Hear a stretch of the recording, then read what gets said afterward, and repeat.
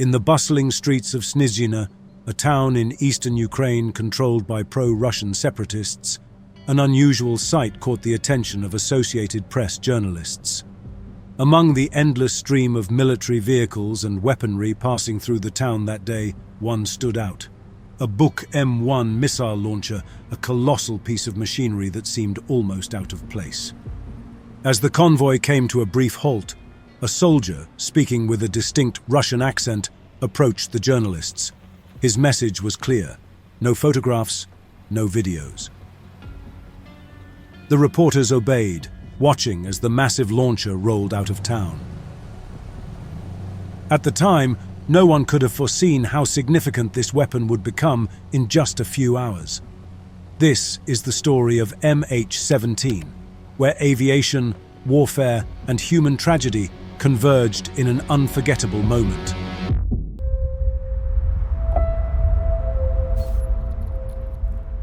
It's July 17th, 2014. The day began like any other at the bustling Amsterdam Schiphol airport, marking the start of the holiday season. Passengers checked in their luggage, collected boarding passes, and exchanged farewells with families and friends in the departure hall. At Gate G3, Malaysia Airlines flight MH17 was preparing for its journey. This daily service to Kuala Lumpur carried 283 passengers and 15 crew members. The aircraft for this flight was a reliable and modern Boeing 777, a workhorse for Malaysia Airlines. It was powered by 2 Rolls-Royce engines and had recently undergone routine maintenance. The flight crew for this long-haul journey consisted of 4 pilots, 2 captains and 2 first officers, working in shifts to ensure the flying crew remained rested and alert throughout the journey. This protocol is standard practice for flights of this duration. Team A took control of the cockpit during the initial segment of the flight. Both teams were composed of highly experienced professionals, each with thousands of flight hours, including significant time operating the Boeing 777. In the cabin, a dedicated crew of 11 members ensured that passenger safety and comfort were prioritized throughout the journey. Among the passengers were families heading for vacations, business travelers, and a significant group of researchers traveling to an AIDS conference in Melbourne, Australia. As ground staff loaded the cargo hold, the final boarding call for the flight was announced. Inside the terminal, passengers gathered their belongings and prepared to board the aircraft. Among them, one passenger snapped a photo of the Boeing 777 waiting at the gate. Unbeknownst to the photographer, this simple snapshot would, within hours, become a piece of world news, symbolizing one of the darkest days in modern aviation history. Shortly after noon, the final preparations for Flight MH17 were completed. The crew conducted pre-flight checks, verifying fuel levels, weather conditions, and the flight plan. With 46 tons of fuel loaded and all systems confirmed operational, the flight was ready for pushback. According to the flight plan, this flight was scheduled to follow the standard departure route Nika 3 Whiskey, climbing southeast before crossing the Dutch-German border at waypoint Sonneb. After passing through Germany, the route continued across Poland, where the aircraft was planned to climb to 33,000 feet. Upon entering Ukrainian airspace, it would ascend further to 35,000 feet near waypoint Pitot. From there, the route would take the aircraft over the Russian Federation, the Caspian Sea, and onward through Iran, Afghanistan, Pakistan, and India, before continuing toward Kuala Lumpur for an estimated flight time of 11.5 hours. The route carried over a region fraught with escalating tensions. Since April 2014, the Donbass region, including the Donetsk and Luhansk areas, had been engulfed in armed conflict. Pro-Russian separatists and Ukrainian government forces were engaged in intense battles, marked by artillery exchanges, aerial bombardments, and the rapid militarization of the area. They had their orders. Bring back the authority of the Ukrainian government. Drive out the separatists backed by Russia. The front lines shifted periodically, with some towns and villages occasionally changing control during the conflict. Both sides deployed heavy weaponry, and for the separatists, anti-aircraft systems were a critical component of their arsenal. The increasing deployment of these systems led to a series of incidents. As the conflict progressed, Ukrainian aircraft were frequently targeted. The attacks were carried out primarily with man-portable air defense systems, also known as manpads. These lightweight, shoulder-fired weapons are effective at lower altitudes. In June, a Ukrainian reconnaissance aircraft was shot down near Sloviansk, and just days later, a transport plane was downed while landing at Luhansk, killing 49 people. During this same period, helicopters and fighter jets were also attacked. These events revealed a clear pattern. The skies above eastern Ukraine had become increasingly unsafe.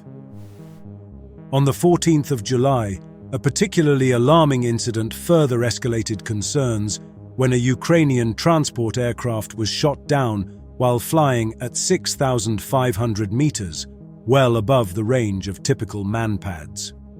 Ukrainian authorities concluded that a more advanced weapon system had been used, possibly a modern anti-aircraft system such as the Panzer or an air-to-air missile. In response to this incident, airspace below 32,000 feet was closed. Flights above this altitude were still considered safe under international aviation guidelines. At such heights, it was believed that most surface-to-air missile systems posed no significant threat. Despite the airspace being deemed safe, many airlines, including major carriers like British Airways and Air France, chose to avoid this region of Ukraine. However, Malaysia Airlines, along with several others, continued to use the route after evaluating it as safe. But as we will soon see, these assumptions of safety would be shattered in an instant, turning an ordinary flight into an unimaginable tragedy. At 12:13 local time, the Boeing 777 taxied to runway 36 center. 18 minutes later, it lifted into the skies and began climbing southeastward on its journey to Malaysia.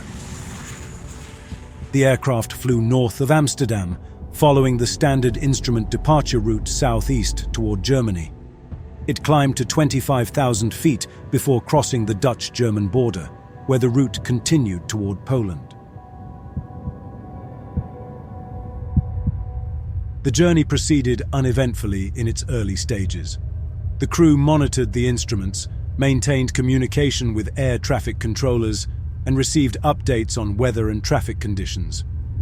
In the cabin, passengers began to settle in. Some engaged with the in-flight entertainment system, while others read, napped, or enjoyed light refreshments served by the flight attendants. As the flight continued its journey, the aircraft flew over Poland.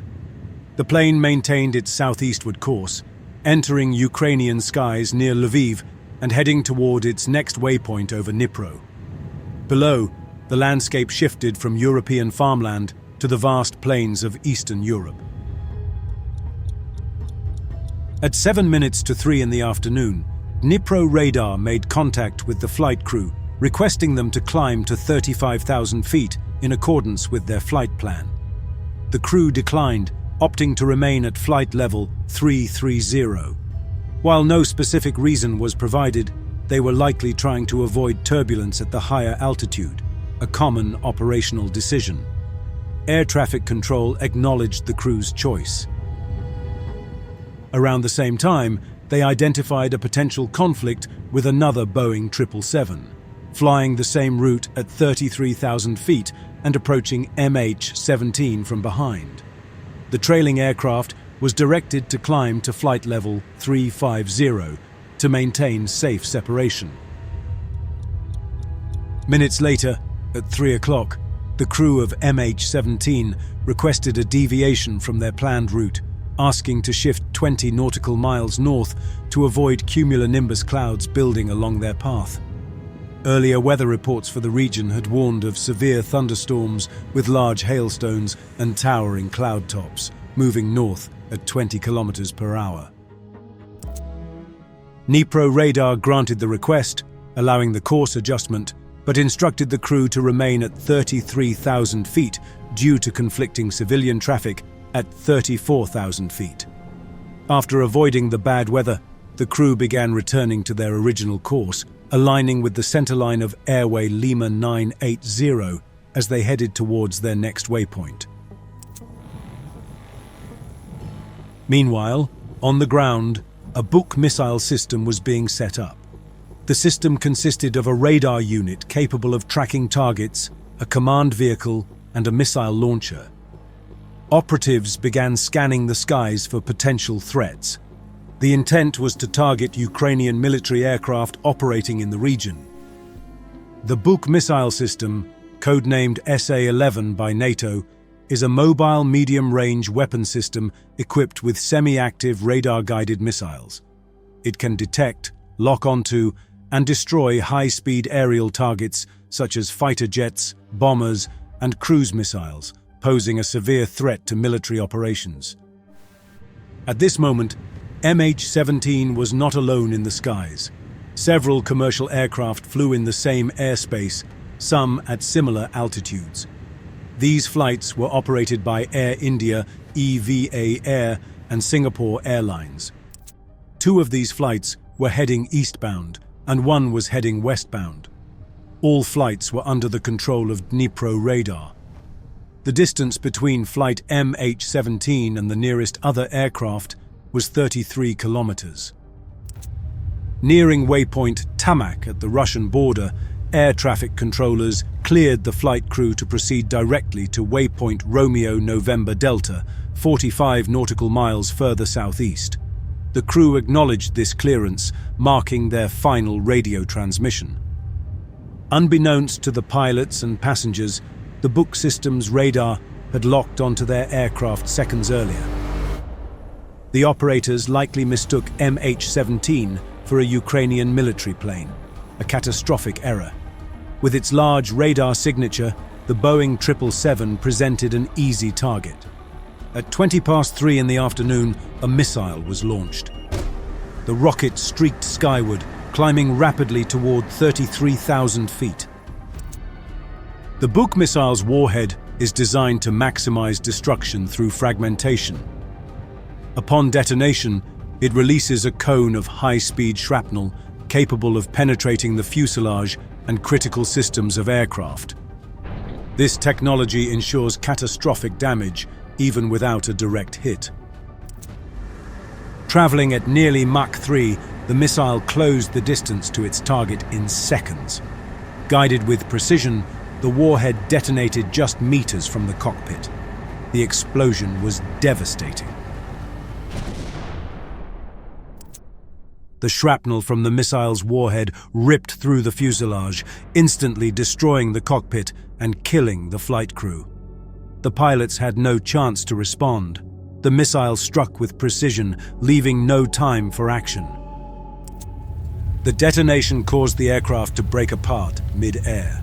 The front section, including the cockpit, detached almost immediately and began spiraling toward the ground. The cabin was violently depressurized and exposed to the harsh conditions of high altitude, freezing temperatures and near-total oxygen deprivation. Passengers would have lost consciousness almost instantly. In the fields and villages of the Donetsk region, the falling debris was seen by residents. Some described hearing a loud bang followed by streaks of smoke in the sky. Others reported objects tumbling from high above. Entire sections of the plane, including seats, luggage, and pieces of the fuselage, fell across fields in eastern Ukraine. Fire and black smoke marked the locations where larger portions of the wreckage struck the ground. The debris field extended over 50 square kilometers, making it one of the largest crash sites in aviation history. Personal belongings, aircraft parts, and human remains were scattered across this vast area, complicating efforts to understand the disaster's precise sequence. Photographs and videos taken by locals were shared on social media, showing burning debris and personal belongings lying across fields. These images quickly made their way to international news outlets, sparking widespread shock and speculation. In response, Malaysia Airlines released a tweet confirming the loss of contact with flight MH17. Tragically, it soon became clear that there were no survivors among the 298 people on board. The victims included 193 Dutch nationals, 43 Malaysians, 27 Australians, 12 Indonesians, 10 Britons, 4 Belgians, 4 Germans, 3 Filipinos, 1 Canadian, and 1 New Zealander. As the extent of the tragedy unfolded, separatist forces moved to secure the crash site. Armed men cordoned off areas and restricted access, making it nearly impossible for Ukrainian authorities or international observers to enter. This initial lack of access meant that crucial evidence could not be secured immediately, raising concerns about interference and the potential loss of critical information. Despite these challenges, the need for a thorough investigation remained undeniable. An international investigation team was established, led by the Netherlands and including representatives from Malaysia, Australia, Belgium, and Ukraine. Their mission was clear: to uncover the cause of the crash and determine accountability. When investigators were finally granted access to the crash site weeks later, they faced immense difficulties. Reports of disturbed wreckage and potential interference added further complexity to their work. Nevertheless, the team meticulously documented the area, collecting vital evidence to piece together what had happened. The remains of the victims were carefully recovered and transported to the Netherlands in a deeply respectful and symbolic process. Ceremonial flights brought the remains to Eindhoven Air Base, where they were received with military honors and solemnity. On the 23rd of July, 2014, the Netherlands observed a national day of mourning as the first flight carrying victims' remains arrived. This deeply united the nation in grief. Flags flew at half-mast, church bells rang, and citizens gathered in silence to pay their respects. Convoys of hearses transported those lost from Eindhoven to a forensic facility in Hilversum for examination.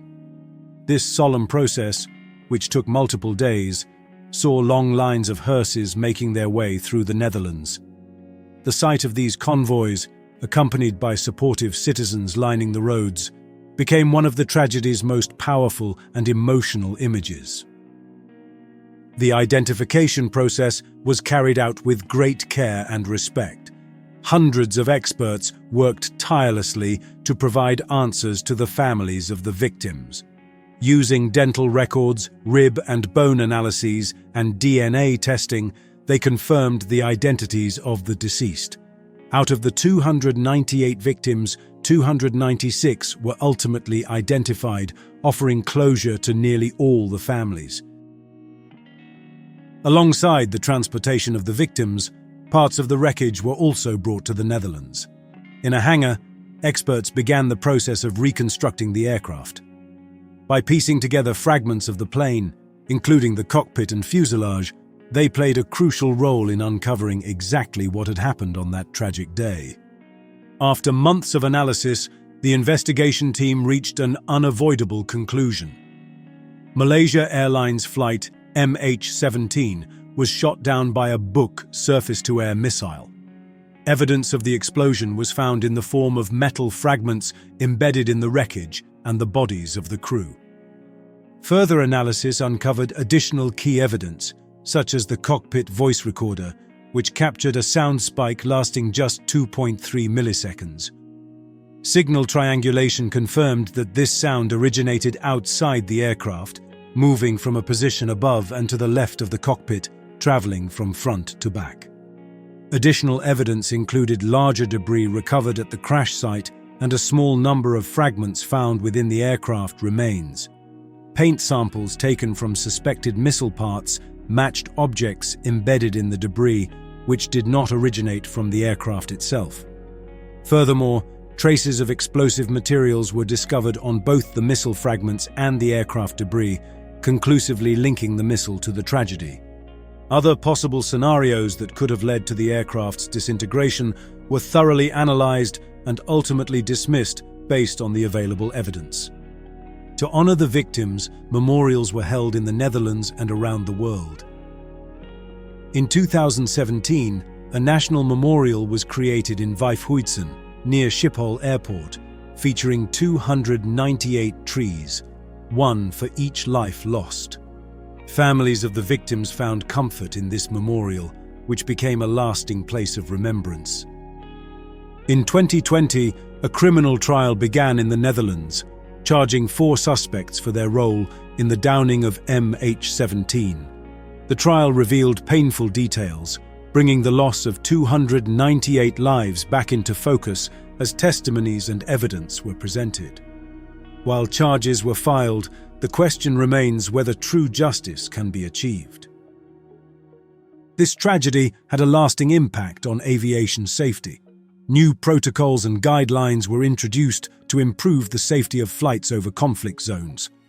Airlines, international organizations, and governments now collaborate to prevent similar disasters from happening again. Yet the scars remain, for the families and all those affected by the loss.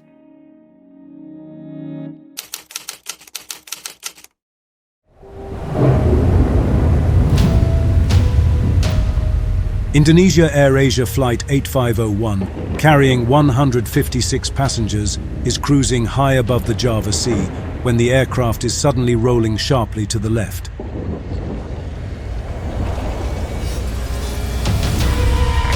It's not responding. It's not correcting. The aircraft has taken on a life of its own, climbing higher and higher while the pilots struggle to regain control.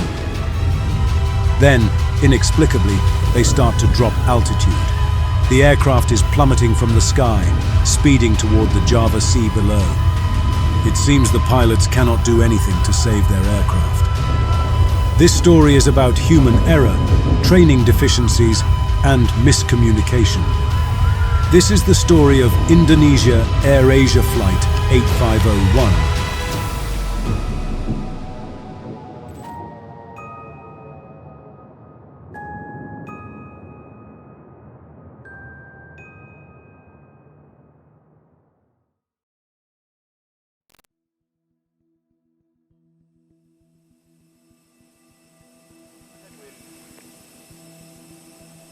On Christmas Day, December 25, 2014, a passenger flight was set to depart from Surabaya. Their destination was Kuala Lumpur, the capital of Malaysia. The aircraft for this flight was an Airbus A320. It was 6 years old and had accumulated approximately 23,000 flight hours. During pushback and after both engines had started, an unexpected message was displayed on the ECAM. The captain returned the aircraft to the parking bay and reported the issue to maintenance. An engineer came to the cockpit to check and help the pilots diagnose the problem. After consulting the troubleshooting manual, the engineer reset the circuit breakers for flight augmentation computers 1 and 2 and conducted a built-in test, which resolved the problem. The flight augmentation computer on an Airbus aircraft controls inputs to the rudder trim, and yaw damper, which are crucial for the aircraft's stability. The captain and the engineer engaged in a discussion. The captain asked whether he could perform the same reset action whenever the problem reappeared. The engineer stated that the pilot may reset whenever instructed on the ECAM. The aircraft was then ready for departure. During pushback and after starting engine 2, the message reappeared on the ECAM. The pilots performed the ECAM action.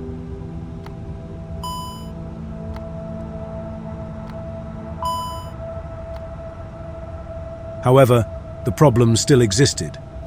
The engineer who had performed the initial rectification saw that the aircraft did not move. He took over the interphone and communicated with the pilots. The captain asked the engineer if he could reset the system by pulling the FAC circuit breakers. The engineer confirmed that they could proceed with this action. However, after the co-pilot reset the circuit breakers,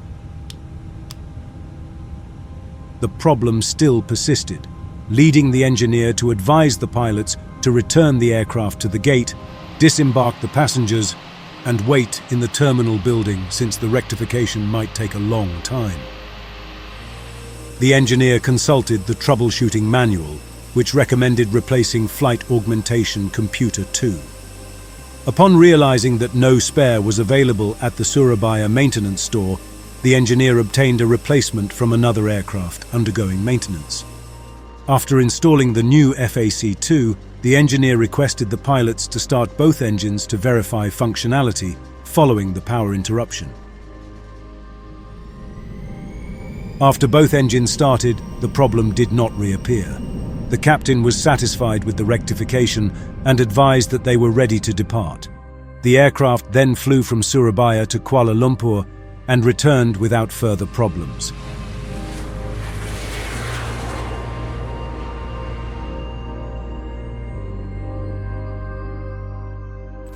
The engineer didn't realize then that the problem wasn't with the Flight Augmentation Computer 2, but with the rudder travel limiter, explicitly involving the circuit boards. These boards showed soldering cracks that could disrupt electrical continuity, leading to failures in the rudder travel limiter unit, or RTLU.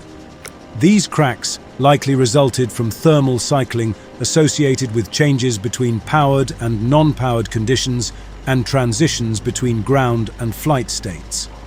This loss of electrical continuity was the actual cause of the RTLU failure.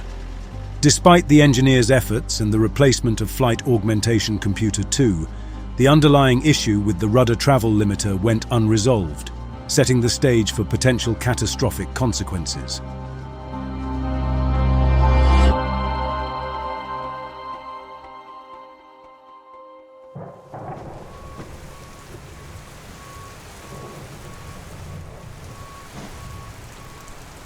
On December 28th, 156 passengers boarded Indonesia AirAsia Flight 8501 at Juanda International Airport in Surabaya, Indonesia.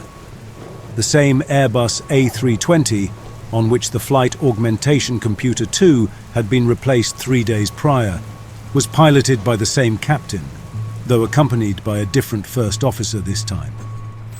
The captain was 53-year-old Irianto, an Indonesian national.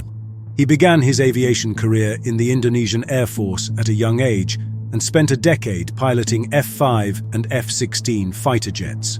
Following his military service and early retirement, he transitioned to commercial aviation. He had over 20,000 flying hours. Alongside him was 46-year-old First Officer Remy Emmanuel Plessel. He had more than 2,000 flying hours. In this flight, the first officer acted as the pilot flying and the captain acted as the pilot monitoring. Before departure, the pilots reviewed the weather and their route. Flight 8501 was scheduled to travel from Surabaya, Indonesia to Singapore Changi Airport, crossing the Java Sea along the route. This journey typically takes about 2.5 hours. They noted thunderstorms and areas of towering cumulonimbus clouds along the route, with cloud tops ranging from 24,000 feet to 44,000 feet. Prevailing westerly winds were blowing at 15 to 20 knots, and temperatures at cruising altitude ranged from -56 degrees to -62 degrees.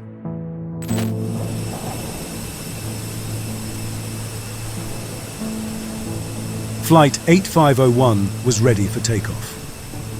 After receiving clearance, the aircraft was pushed back from the gate and made its way to the runway.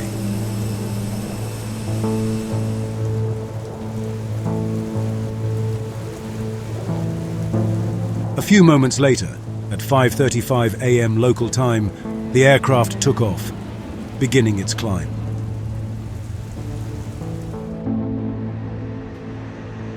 Just 14 minutes after takeoff, the aircraft had climbed to its cruising altitude of 32,000 feet, known as Flight Level 320. ready for the journey across the Java Sea. Due to the towering clouds in the area and the outside temperature of -62 degrees Celsius, the first officer activated the aircraft's anti-ice system to prevent the formation of ice on the aircraft's wings and engines, which can affect performance and safety.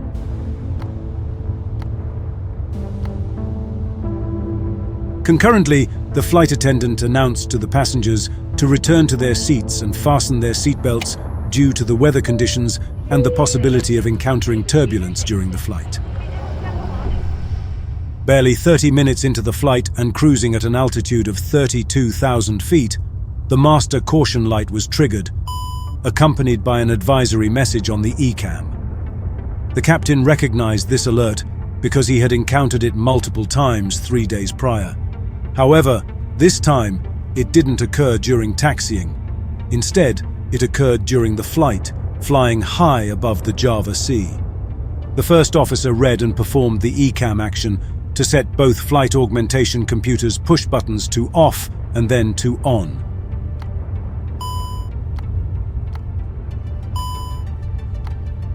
Both rudder travel limiter units returned to function normally. A rudder travel limiter is a critical safety device in an aircraft that restricts the maximum movement of the rudder.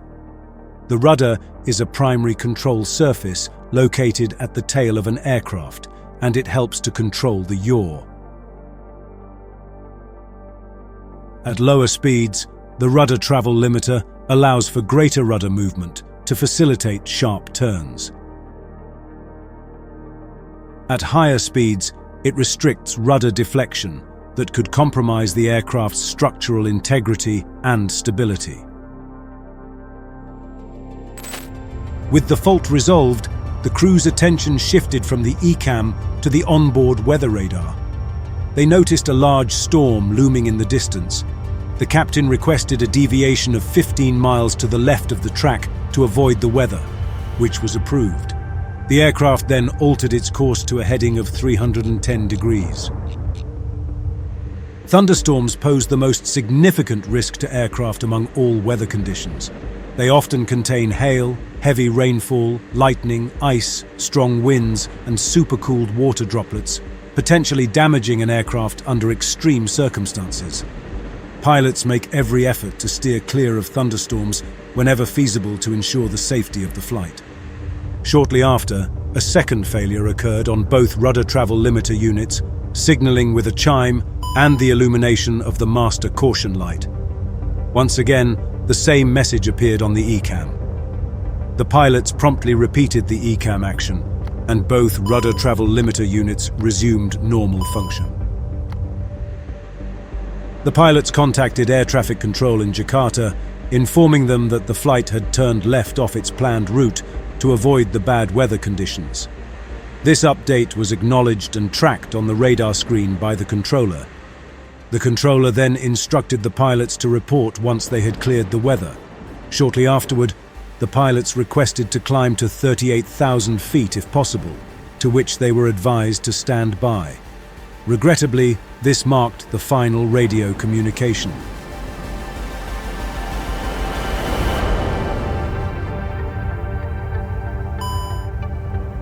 Once again, a single chime sounded, accompanied by an ECAM message.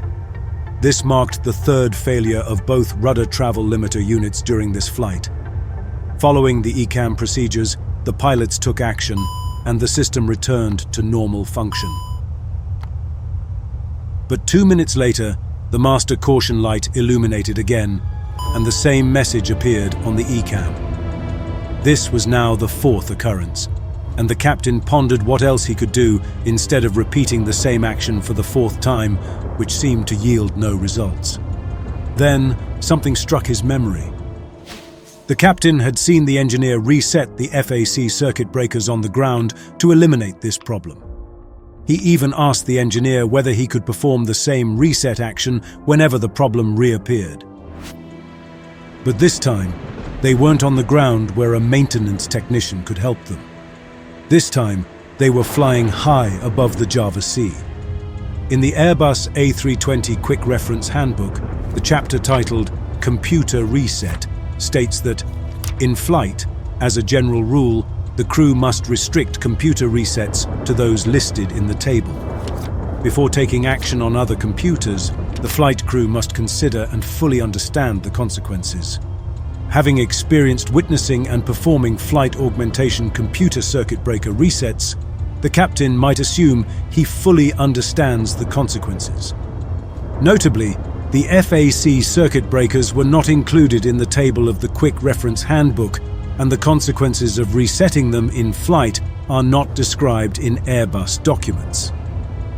The crew should have deliberated the consequences of resetting the circuit breakers to assess the risks and devise an action plan, as outlined in crew coordination during emergencies or abnormalities procedures.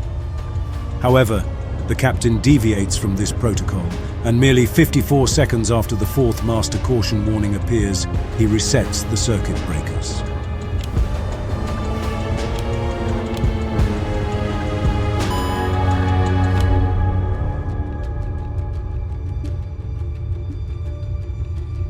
It's a decision he will soon regret. Immediately after resetting the circuit breakers, the fifth master caution warning is sounded in the cockpit, accompanied by multiple notifications on the ECAM. Resetting the circuit breakers caused an electrical interruption, leading to the disengagement of the autopilot and auto-thrust systems.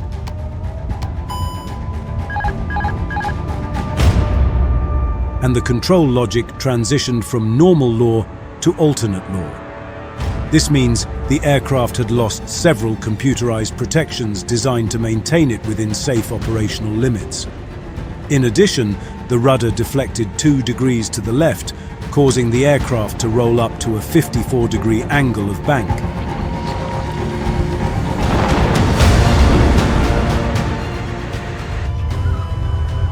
This roll rate was twice as fast as the standard roll rate operation. Due to the multiple ECAM messages appearing after the autopilot disconnect, the pilots did not notice this roll movement as they were distracted. It wasn't until 9 seconds later that the first officer took control of the right side stick. The initial response of the first officer was to pull the stick backward and then to the right, reaching maximum deflection. This action reduced the aircraft's roll angle to 9 degrees left. The rapid rolling movement to the right might have induced an excessive sensation of rolling to the right. Subsequently, possibly disoriented from the rapid right turn, the first officer let the aircraft bank to the left again. It's not responding. It's not correcting. The input on the right side stick was mostly pitch up, and the aircraft climbed up with a climb rate of up to 11,000 feet per minute. The aircraft continued banking left, and as it climbed, it started to lose speed. A few minutes ago, everything seemed fine, but Flight 8501 had now turned into a true nightmare. The captain observed the situation and urgently instructed the first officer to pull down repeatedly. Pull down! Pull down! His choice of words was confusing. The side stick can be either pushed down or pulled up. The command "pull down" is contradictory and could be interpreted differently. In response to this unclear command, the first officer continued to pull up, triggering the stall warning as the aircraft continued its rapid climb. A stall occurs when the aircraft's wings can no longer generate enough lift to sustain its flight. Lift is the force generated by the airflow over the wings. When the airflow over the wings becomes disrupted, typically due to an excessively high angle of attack, the wings lose their ability to generate lift effectively. This loss of lift results in a sudden decrease in the aircraft's ability to stay airborne. The captain continued yelling to pull down, followed by pitch-up commands from the first officer. The captain felt the need to take action and reached for his side stick, while the first officer also controlled his. When one pilot operates the side stick, it sends control signals to the computers based on the priority logic. However, when both pilots move both side sticks simultaneously in the same or opposite direction and neither takes priority, the system combines the signals algebraically. The two green side stick priority lights are illuminated during this time, followed by a dual input voice message activation. Dual input. However, this was not audible because the stall warning had already been activated. The sum of both side stick inputs commanded nose-up pitch as the first officer pulled almost fully back while the captain pushed the nose down slightly. The pitch-up input resulted in the angle of attack reaching a maximum of 48 degrees, which was beyond the flight director's envelope, and the flight directors disappeared. The aircraft reached the highest altitude of 38,000 feet and the largest roll angle of 104 degrees to the left. Then, inexplicably, it started to drop altitude. Flight 8501 was plummeting from the sky up to 20,000 feet per minute, speeding toward the Java Sea below. The stall warning sounded in the cockpit, but the pilots did not understand what was happening. The captain commanded the first officer to select air data to CAPT 3. This action would transfer the air data source from Air Data Inertial Reference Unit 1 to 3. The captain might have assumed that an air data error had triggered the rapidly fluctuating airspeed indication, but nothing could be further from the truth. The incredibly low speed he was seeing was indeed the actual speed. They had only a minute left to prevent a disaster. It seemed the pilots couldn't do anything to save their aircraft. The pilots tried to do what they could, but the first officer kept pulling his side stick backward.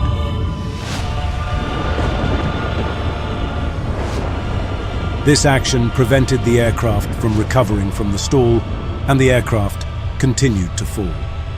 The bad weather only compounded the situation. The pilots lacked a visible horizon as a reference point, making it difficult to discern their position in the sky. Hold down! Hold down! Both pilots persisted in their efforts to save the aircraft until it was too late.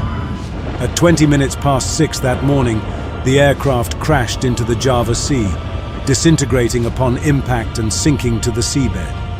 All 162 people on board perished instantly.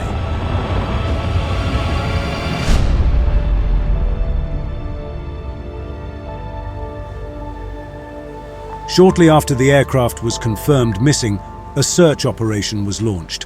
The wreckage was quickly discovered. Among the recovered debris were sections of the empennage, including parts of the rear fuselage, the vertical stabilizer, and the rudder. Another retrieved section was the fuselage, containing the center fuselage, wings, and both main landing gears. Additionally, several smaller parts, such as passenger seats, escape slides, and interior panels, were found floating and were recovered approximately 30 nautical miles southeast of the main wreckage site. The official search for bodies ended in March 2015, after 116 bodies had been recovered. 46 bodies remained unaccounted for.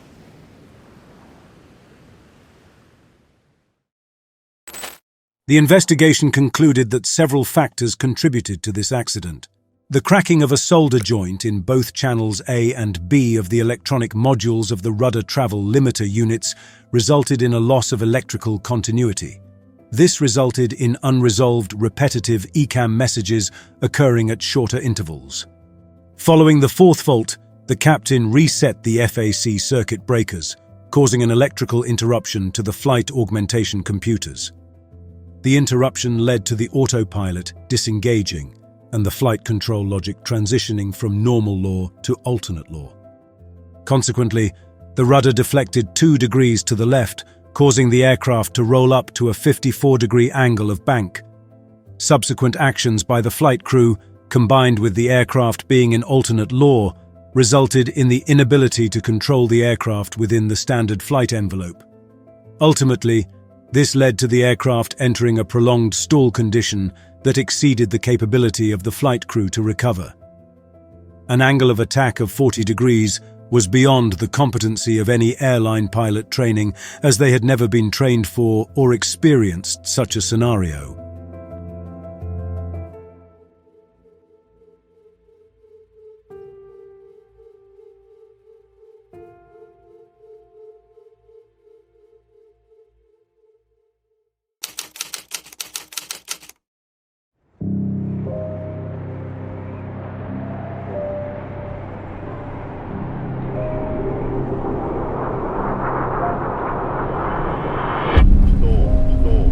What's happening?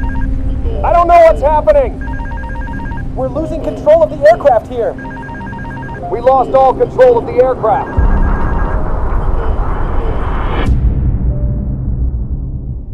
What you're witnessing is the beginning of one of aviation's greatest mysteries. A top-notch aircraft, an experienced crew, and a sudden, terrifying descent into the unknown. This is the story of Air France Flight 447.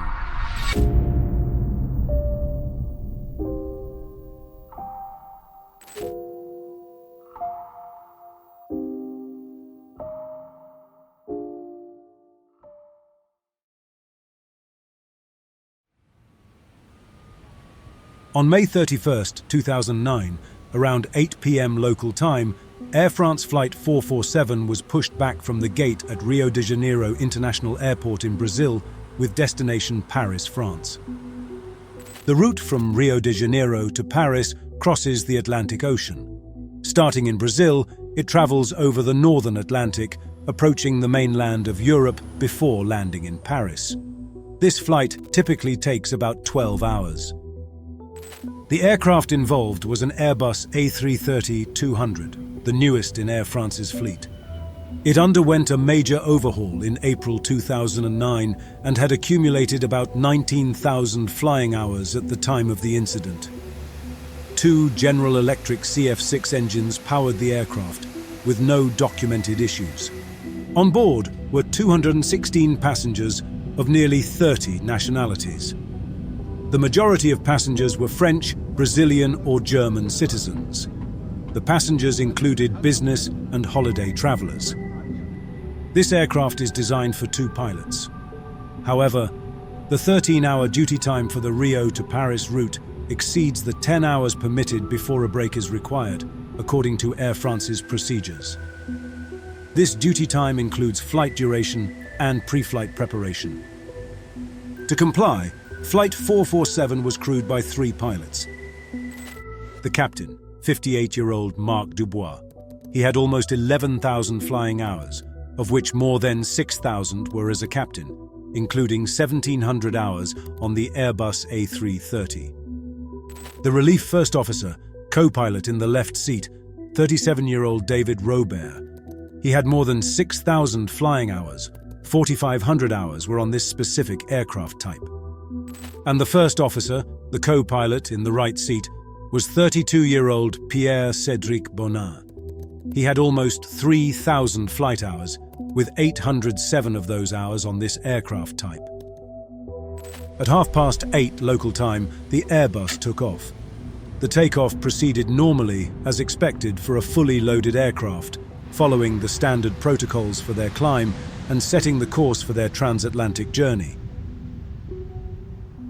Conforming to Air France's standard procedures around 20,000 feet, the relief first officer left the cockpit to begin his 3-hour rest period. The captain took over the left seat, while the first officer occupied the right seat.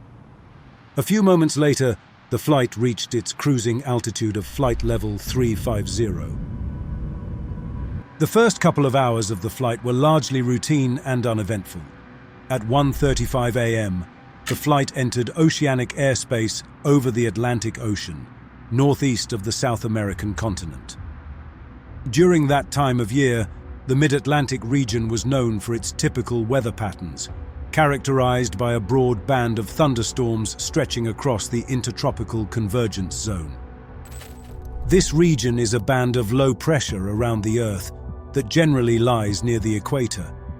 The trade winds of the northern and southern hemispheres come together here, leading to frequent thunderstorms and heavy rain. Flying through this area is often challenging for pilots because the thunderstorms don't appear well on radar.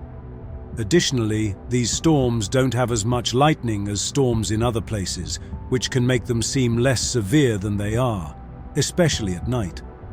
While the aircraft's automated systems manage the flight, a primary responsibility of the cockpit crew involves overseeing the flight's progress, using the onboard weather radar to avoid areas of significant turbulence. Air France Flight 447 encountered an area of tropical showers and weak thunderstorms, characterized by weak to moderate updrafts and a high likelihood of turbulence. The crew discussed their desire to climb to flight level 370 to ascend above the weather. But they found it too warm to climb to that altitude. Warm air is thinner, reducing the lift the plane can generate, which is crucial for maintaining flight. The crew dimmed the cockpit lights and turned on the landing lights to see outside. It looks like we're entering the cloud cover. It would have been good to climb now. It's going to be turbulent for my rest. At 2 a.m., the relief first officer returned from his rest break. The captain left for his without providing a proper briefing. Consequently, the first officer, now the pilot flying in the right seat and the designated pilot in command in the captain's absence, informed the relief first officer about the inability to climb and anticipated turbulence ahead, similar to recent encounters.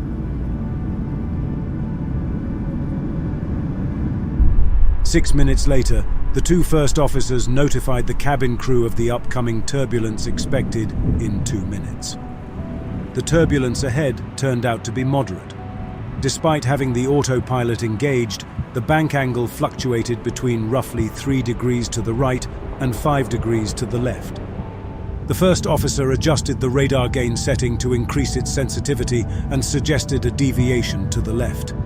They turned the aircraft 12 degrees left of the intended track to avoid the worst of the weather. 2 minutes later, the aircraft encountered an updraft. A sound typical of ice crystals hitting the fuselage was heard. The Pitot tubes started picking up ice particles.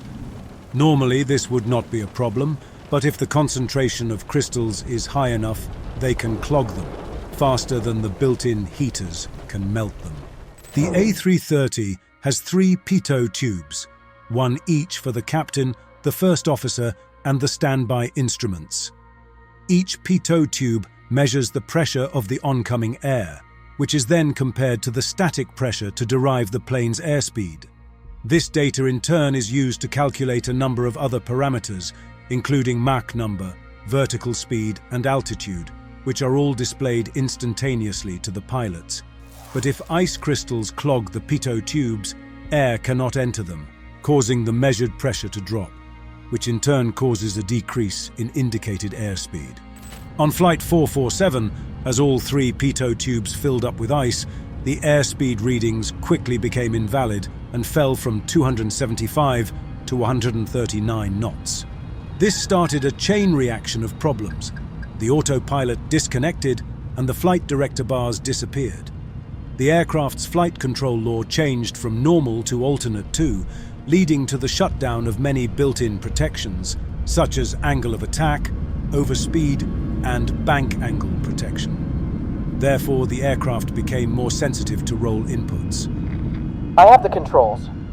The aircraft rolled right, and the first officer began hand-flying the aircraft, making nose-up and left-roll inputs. The auto-thrust disconnected and went into thrust-lock mode, freezing the power setting at 83%. The pitch attitude rose to 6 degrees, and the vertical speed increased through 1,800 feet per minute, triggering the stall warning. A stall happens when the aircraft's wings can no longer generate enough lift. This loss of lift leads to a sudden decrease in the aircraft's ability to stay airborne, causing it to drop or lose altitude rapidly. The first officer struggled to regain control over the bank angle and over-controlled the roll input with a series of left and right banks. The control inputs were exactly out of phase with the roll motion. After a challenging period, He gradually managed to stabilize the roll over the next 30 seconds, which silenced the stall warning. Just seconds later, the airspeed indicated on the standby instrument began to decay once more, dropping sharply from 270 to 73 knots. The aircraft's pitch increased by 11 degrees, and its vertical speed increased through 6,000 feet per minute. The first officer continued to make nose-up inputs, and the pitch attitude increased to 16 degrees. A series of small roll movements began. He countered each with lateral stick input. The stall warning was triggered again, and amidst the chaos, attempts were made to call the captain back by ringing a call chime in the crew rest area. The stall angle of attack was reached, causing the aircraft to shake as it entered an aerodynamically unstable condition.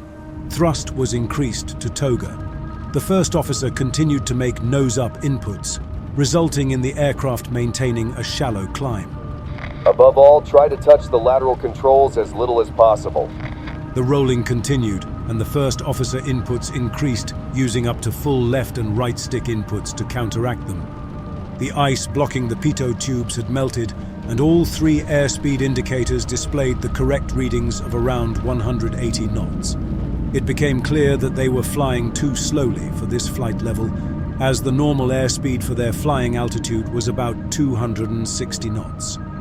Seconds later, the aircraft reached its maximum altitude of almost 38,000 feet. It had gained 3,000 feet in just 1 minute and 7 seconds since the autopilot disconnected. The bank angle increased to the right. The first officer held full left stick with virtually no effect on the bank angle. I don't have control of the aircraft anymore. I don't have control of the aircraft at all. Controls to the left. The relief first officer made 2 full left control inputs. The first officer kept his control stick fully to the left and pulled it all the way back for nearly 40 seconds. The descent rate increased to 10,000 feet per minute.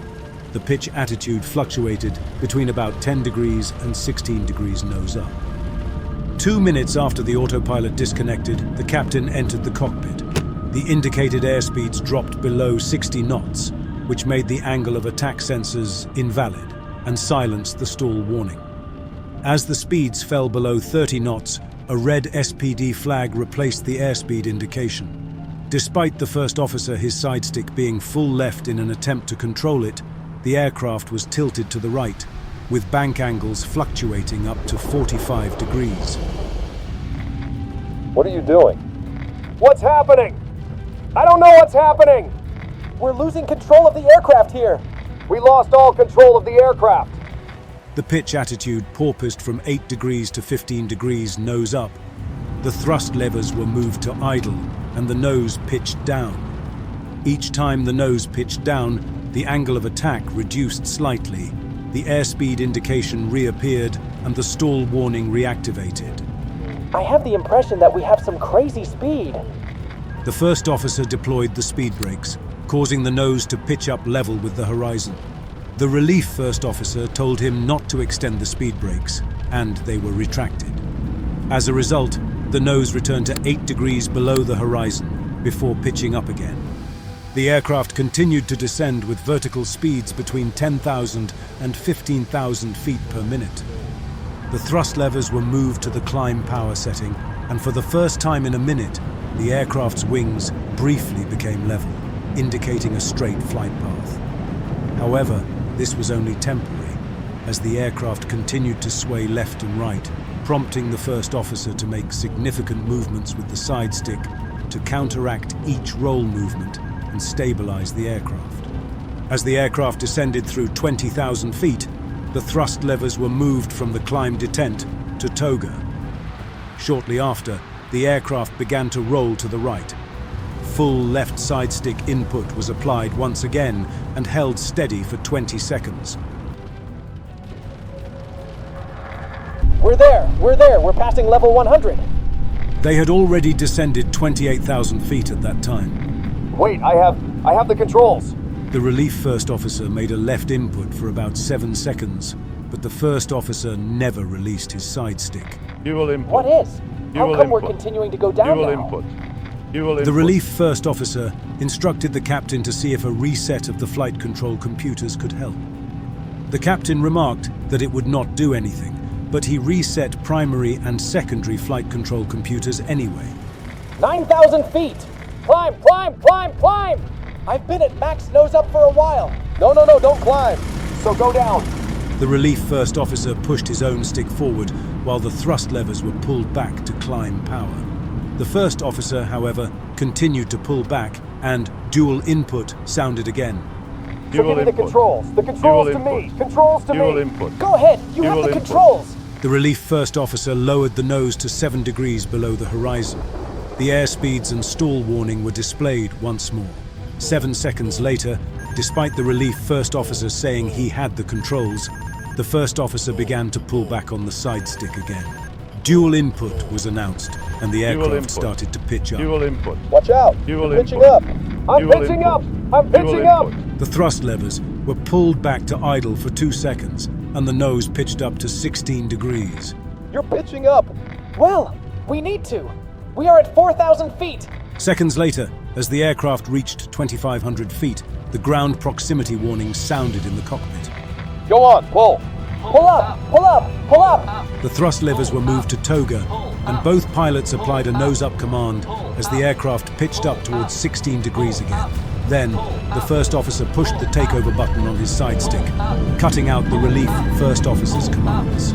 We're going to crash. This can't be true.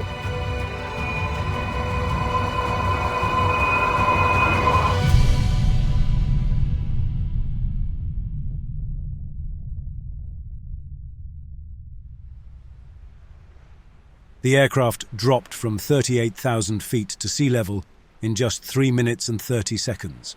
Tragically, all passengers and crew on board lost their lives, making it one of the most tragic days in aviation history. Let us take a moment to reflect on the profound impact of this event and remember those who were lost before we continue with the investigation part.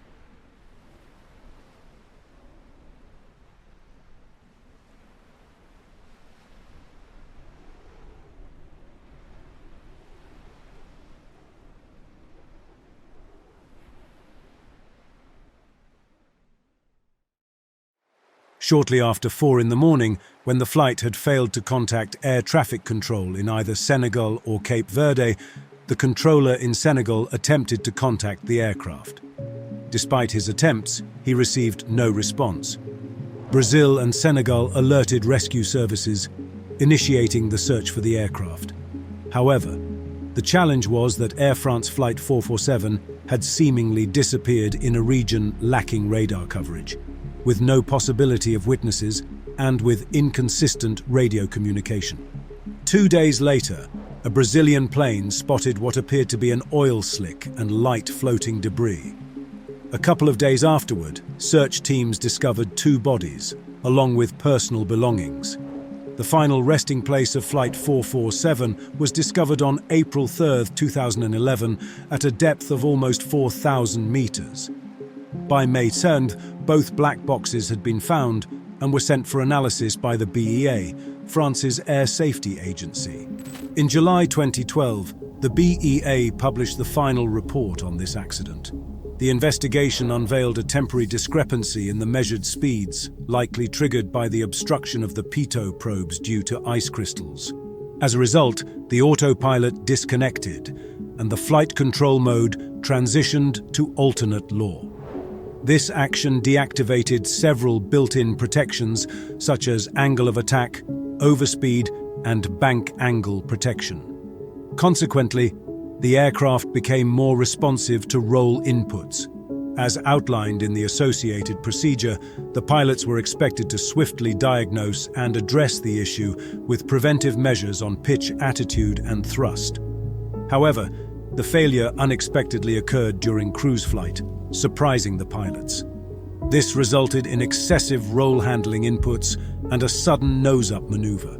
The aircraft entered a sustained stall, indicated by the stall warning and strong buffet. The stall warning and the buffeting were not identified even after having sounded continuously for 54 seconds. the crew never attempted a recovery maneuver to exit the stall, ultimately leading to the crashing into the ocean.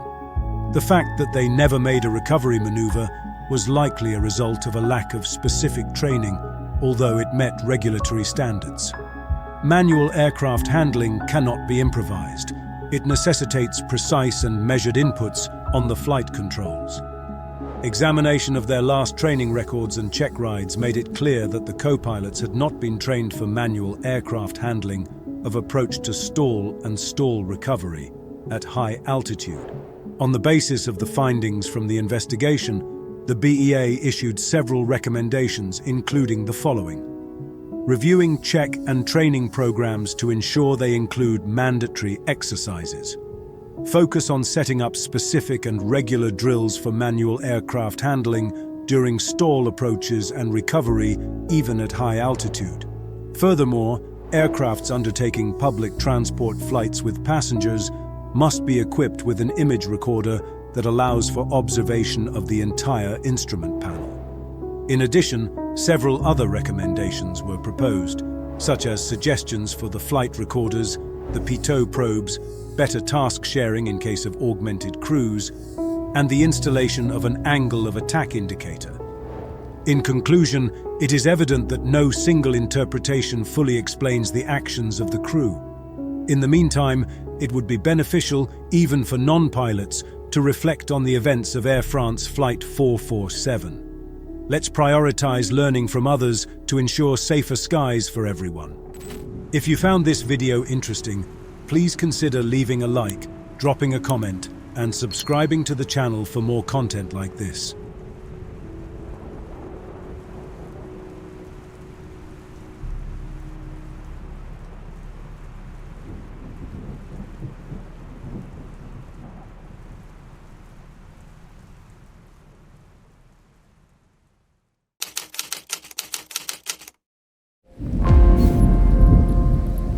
In the dead of night, with visibility nearly zero and the runway lights as their only guide, AirAsia Flight 8250 approached San Andres. After a 4-hour delay and battling bad weather en route, the crew anticipated that only one final landing stood between them and the end of a long day. But the pilots were unaware of the danger hidden in the darkness. Believing they were safely above their intended path, they unknowingly descended too low, falling victim to the infamous black hole illusion. This disorienting phenomenon, where the darkness plays tricks on even the most experienced pilots combined with the bad weather, led them into a deadly trap, making them think they were on course when, in reality, disaster was seconds away. Can the pilots land this aircraft safely, or will it end in tragedy at the very last moment? This is the story of AirAsia Flight 8250.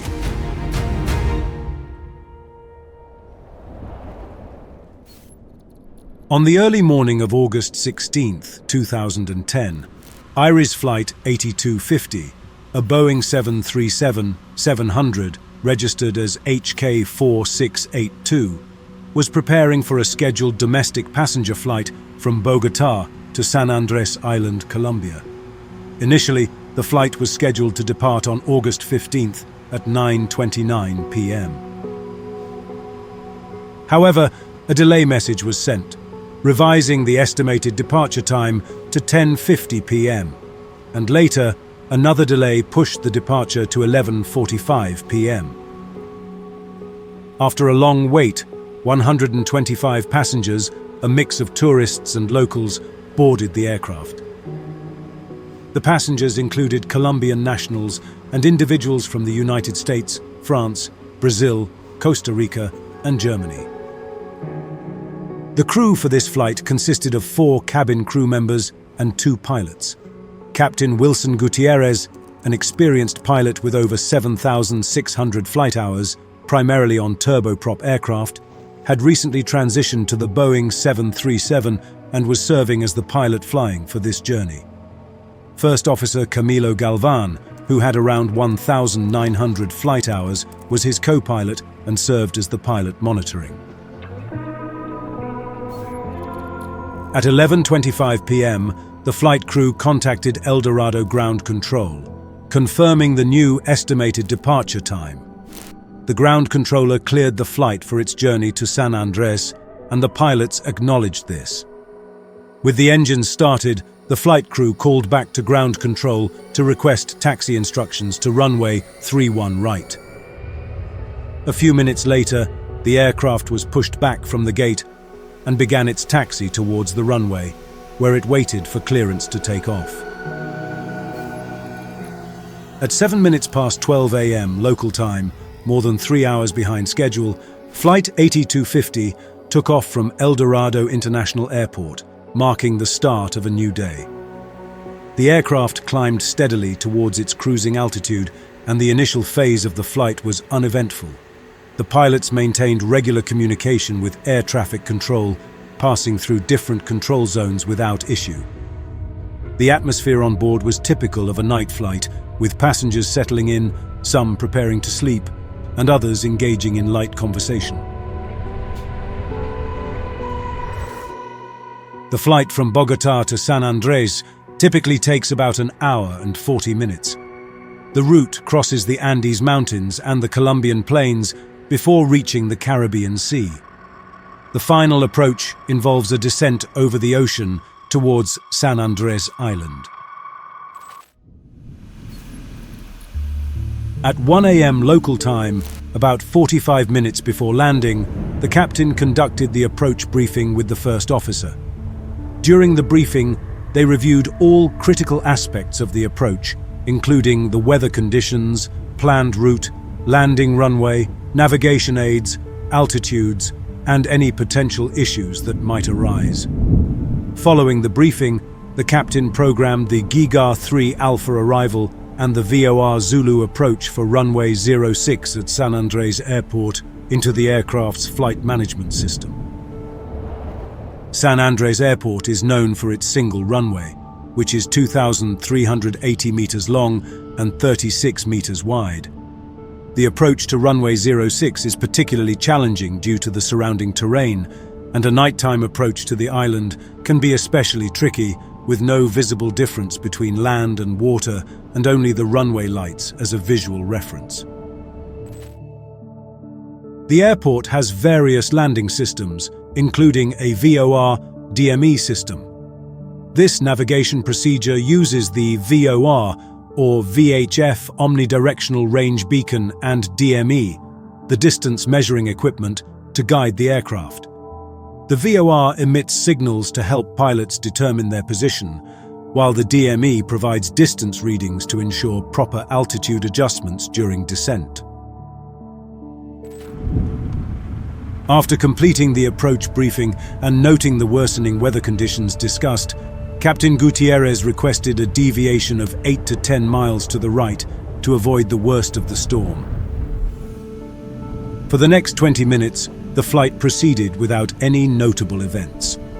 At 1:25 a.m., the flight crew requested clearance to begin their descent.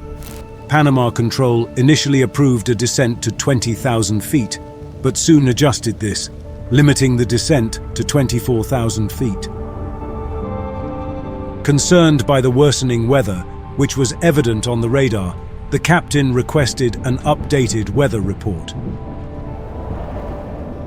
The tower reported that runway 06 was in use, with calm wind, visibility over 10 kilometers, broken clouds at 1,500 feet, and a temperature of 30 degrees Celsius. The tower also reported stormy weather near the airport, but without any rain.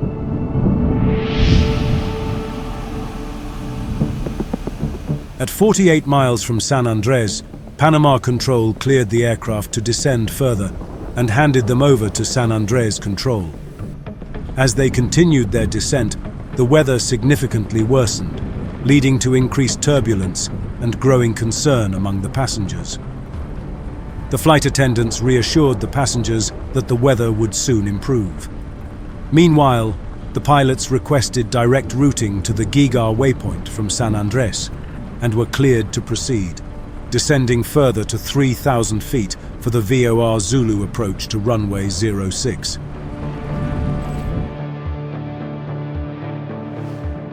The approach begins at a waypoint called Gigar, 12 nautical miles from the VOR DME station at 3,000 feet. Here, the aircraft follows a course of 067 degrees, descending on a 5.2% gradient towards the final approach fix, located 5.9 nautical miles from the VOR DME station at 1,600 feet. At the final approach fix, the aircraft should be fully configured for landing, with landing gear down, flaps set, and speed stabilized. From here, the descent continues to 630 feet above sea level. If the runway is visible by this point, the pilots proceed to land. However, if it is not, they maintain their altitude until they reach the missed approach point, located 0.9 nautical miles from the VOR DME station. If it is still not in sight by then, the pilots initiate a missed approach procedure. This carefully coordinated approach ensures the aircraft follows a safe and precise path, even in challenging weather conditions.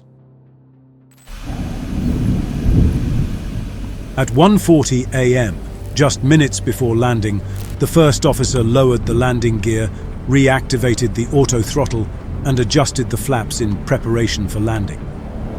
After reporting to the tower and receiving clearance to land on runway 06, the weather continued to worsen, with winds at 10 knots and heavy rain reducing visibility to 5 kilometers. Minutes later, they set the flaps to the final configuration and completed the landing checklist. As if the weather wasn't bad enough, the tower updated the visibility to 4 kilometers with a wet runway and wind at 040 degrees, 8 knots. Upon visually confirming the runway, the captain disengaged the autopilot and took manual control of the aircraft.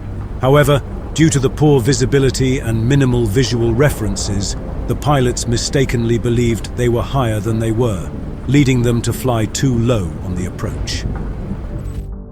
This misjudgment is characteristic of a black hole illusion, a visual illusion often experienced during night approaches over dark terrain. The contrast between the runway lights and the surrounding darkness misled the flight crew into thinking they were on the correct path, with the adverse weather conditions adding an extra layer of difficulty. Compounding this issue, the captain, who had recently transitioned from turboprop aircraft to the Boeing 737, applied a landing technique more suited to turboprops. He aimed to land precisely at the very start of the runway, a practice that leaves little room for error, particularly in a jet and especially under such stormy conditions. This approach, combined with their already low altitude, further reduced the margin for safety. At 500 feet above the ground proximity warning system announced 500 feet, and the captain acknowledged. 500. Checked. All set for landing, clearance confirmed. In case of wind shear, toga, max thrust, maintain current flaps and gear configuration, okay?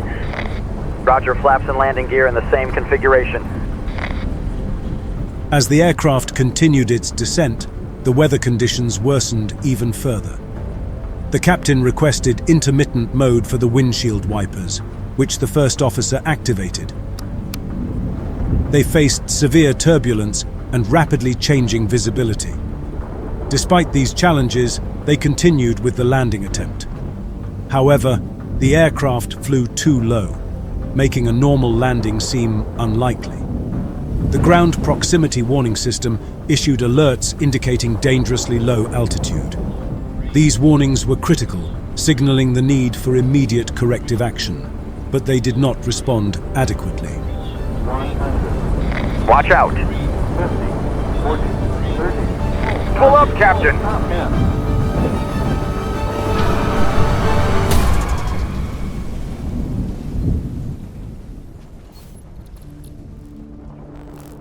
At 1:47 a.m., the aircraft impacted the ground 49 meters short of the runway. The aircraft skidded along the tarmac. The landing gear collapsed as one engine ripped off the wing. Passengers and cabin crew were thrown through the cabin by the brutal impact. The aircraft slid more than 500 feet before coming to a halt. breaking into 3 parts and resulting in a catastrophic scene. Amidst the chaos, one of the flight attendants quickly opened the main door, allowing passengers to evacuate. In what can only be described as a miracle, nearly everyone on board managed to escape the aircraft, defying the odds and surviving what seemed like a certain death. The airport's emergency services responded swiftly, extinguishing the fire and evacuating the injured. Despite the crash's severity, the rescue team's prompt actions saved many lives. Nevertheless, the crash resulted in the loss of 2 lives and injuries to many others. The Colombian Civil Aviation Authority's investigation uncovered several significant factors contributing to the crash of AirAsia Flight 8250. Firstly, the severe weather played a crucial role, with thunderstorms and heavy rain creating highly demanding conditions for the approach.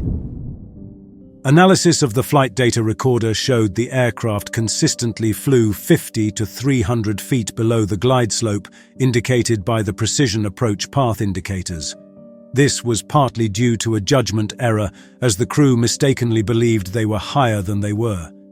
This misjudgment, typical of a black hole illusion experienced during night approaches over dark terrain, was exacerbated by poor weather conditions. The contrast between the runway lights and the surrounding darkness misled the crew into thinking they were on the correct path. Moreover, the captain's extensive experience with turboprop aircraft influenced his handling of the Boeing 737. Unlike turboprops, which are more forgiving during landings, jets like the 737 require precise techniques. The captain's landing technique, mirroring that of a turboprop, highlighted a deficiency in his training for flying large jets. A tragedy could still have been averted in the final moments had the crew reacted to the multiple alerts from the ground proximity warning system, which warned them of impending terrain. Unfortunately, these warnings were not adequately addressed, reflecting a significant lapse in situational awareness and decision-making. Despite these clear and urgent alerts, the captain failed to take corrective action, even when the first officer instructed him to pull up. Although the flight crew had substantial flight experience, it was advised that additional training in handling non-precision approaches and adverse weather conditions could have been beneficial.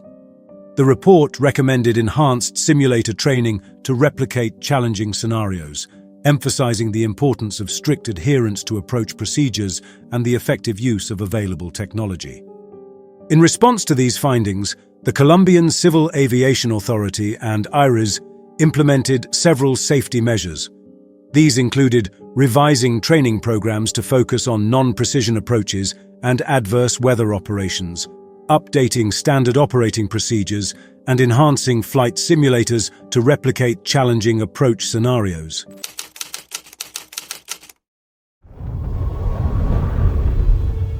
Center Alaska 261, we are in a dive here. Alaska 261, say again, sir? Yeah, we're at 26,000 feet. We are in a vertical dive.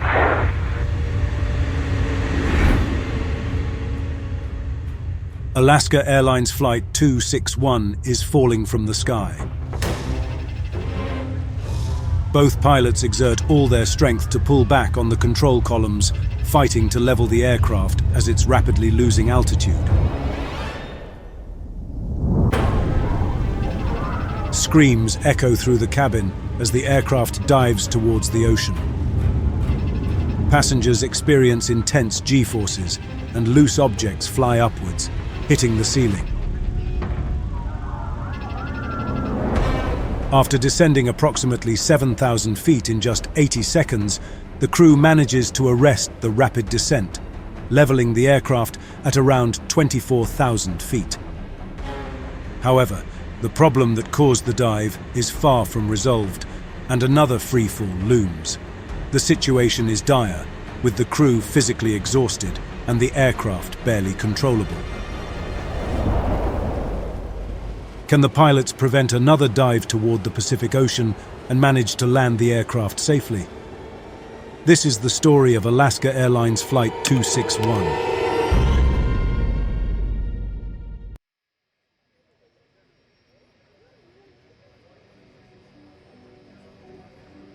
It is January 31st, 2000. It's a beautiful day as Alaska Airlines Flight 261 is being prepared for a journey from Puerto Vallarta International Airport, Mexico, to Seattle-Tacoma International Airport, United States, with an intermediate stop at San Francisco International Airport. In the afternoon, 83 passengers and 5 crew members step on board a McDonnell Douglas MD-83.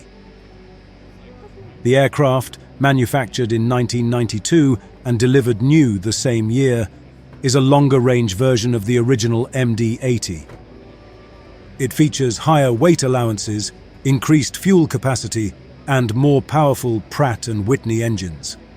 Before today's flight, the aircraft has logged almost 27,000 flight hours and over 14,000 cycles. Departing from Puerto Vallarta International Airport, the flight heads northwest over the Pacific Ocean before entering U.S. airspace. It continues along the California coastline before descending into San Francisco International Airport.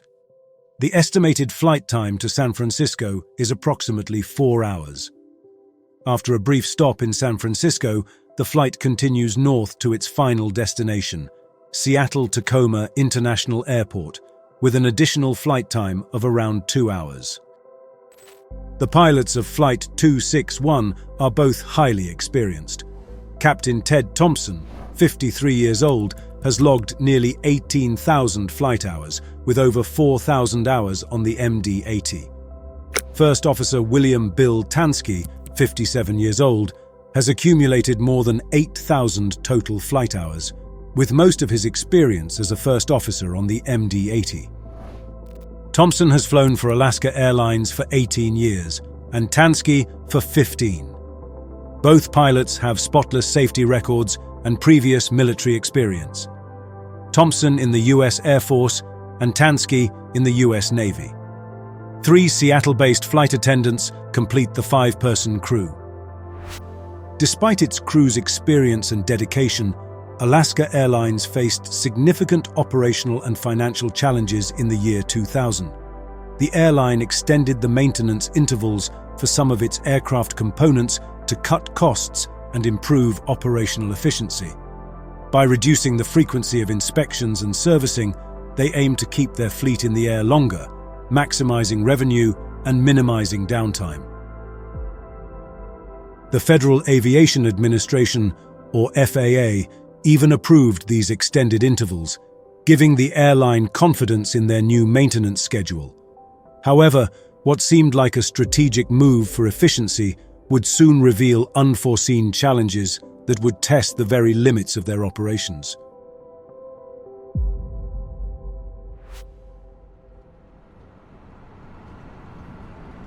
At about 2:30 Pacific Standard Time, Alaska Airlines Flight 261 begins its journey as it gets pushed back from the gate. The pilots start the engines and taxi towards the runway. The weather conditions are ideal, with light winds and clear skies. After a short taxi, the first officer positions the aircraft on the runway, and seconds later, the crew receives clearance for takeoff. The first officer moves the thrust levers forward and they accelerate down the runway, lifting off shortly after.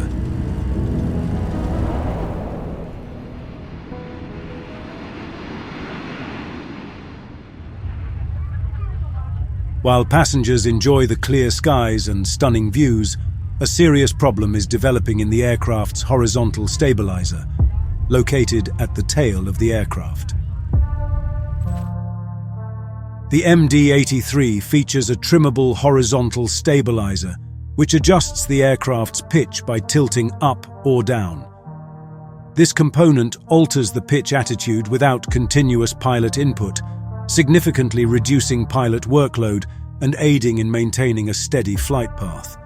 The trimmable stabilizer is crucial for balance and control during various flight phases.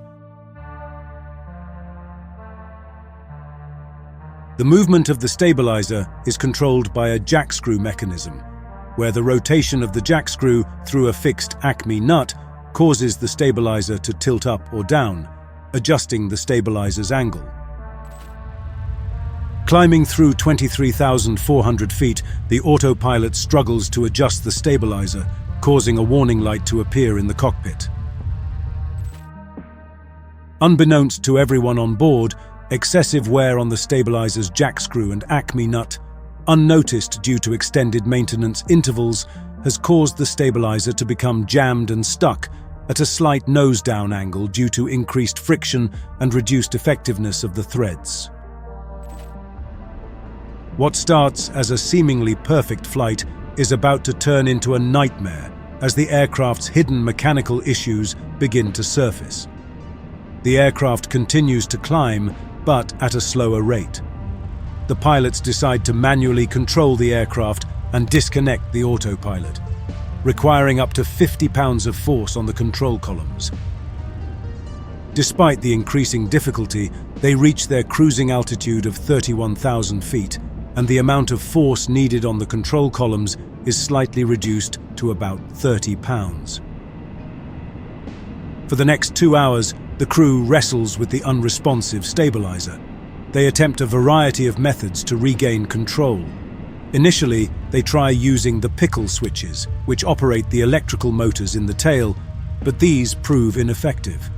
Next, they attempt to use the longitudinal trim handles, commonly called suitcase handles, and even operate both mechanisms simultaneously. Unfortunately, these efforts do not yield any results. The crew then switches to the alternate trim system, which relies on a different motor. However, this system also fails to move the stabilizer. They check the circuit breakers, hoping an electrical fault might explain the issue, but all breakers are in their normal positions. Despite their persistent efforts, the stabilizer remains stuck at 0.4 degrees nose down, leaving the pilots to exert substantial manual force to maintain control of the aircraft. At 3:46 p.m., they re-engage the autopilot, hoping for relief.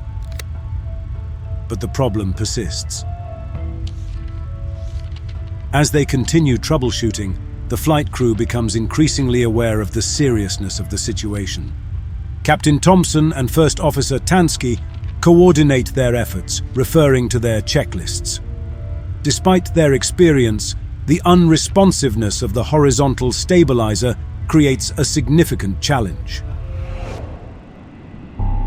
The stabilizer, still stuck at a slight nose-down angle, forces the pilots to exert considerable manual force to keep the aircraft level. Despite their efforts using the primary and alternate trim systems, the stabilizer remains unresponsive. Each attempt to adjust it results in no movement, hinting at a deeper mechanical issue that the pilots have yet to fully comprehend.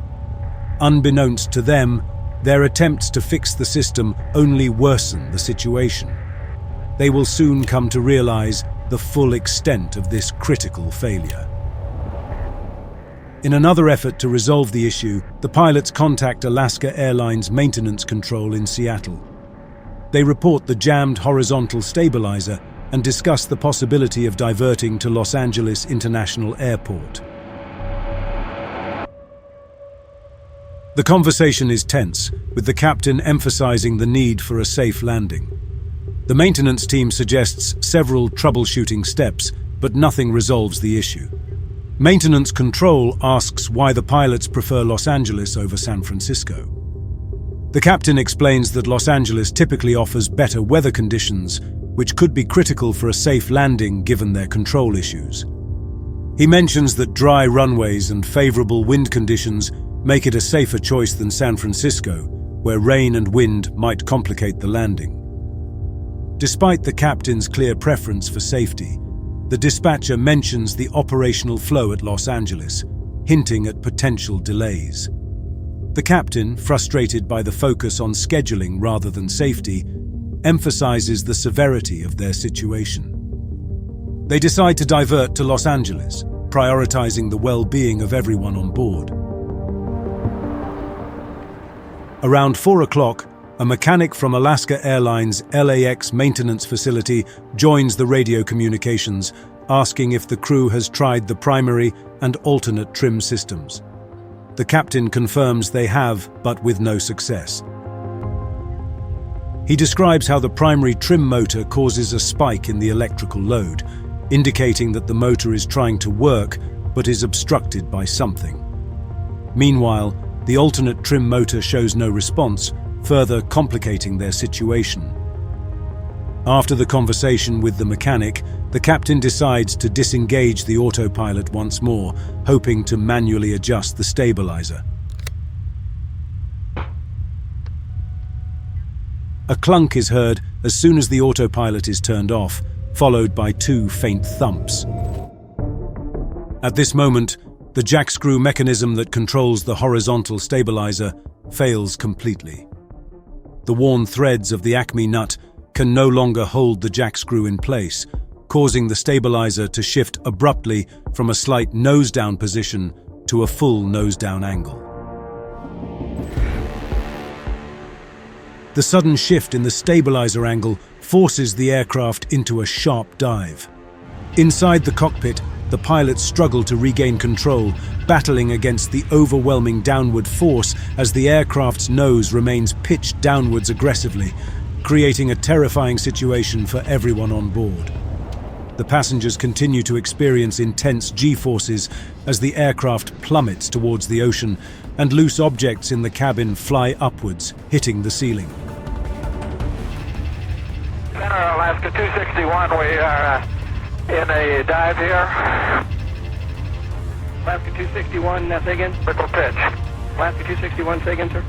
Yeah, we're at 26,000 feet. We are in a vertical dive. Not a dive yet, but we've lost vertical control of our airplane. Alaska 261, roger.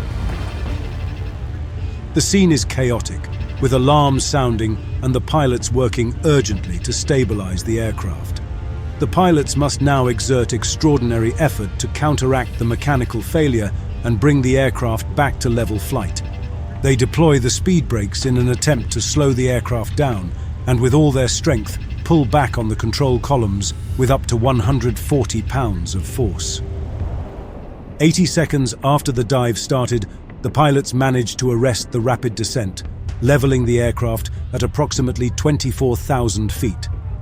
However, the horizontal stabilizer remains jammed in a nose-down position, requiring continuous effort to keep the aircraft from diving again.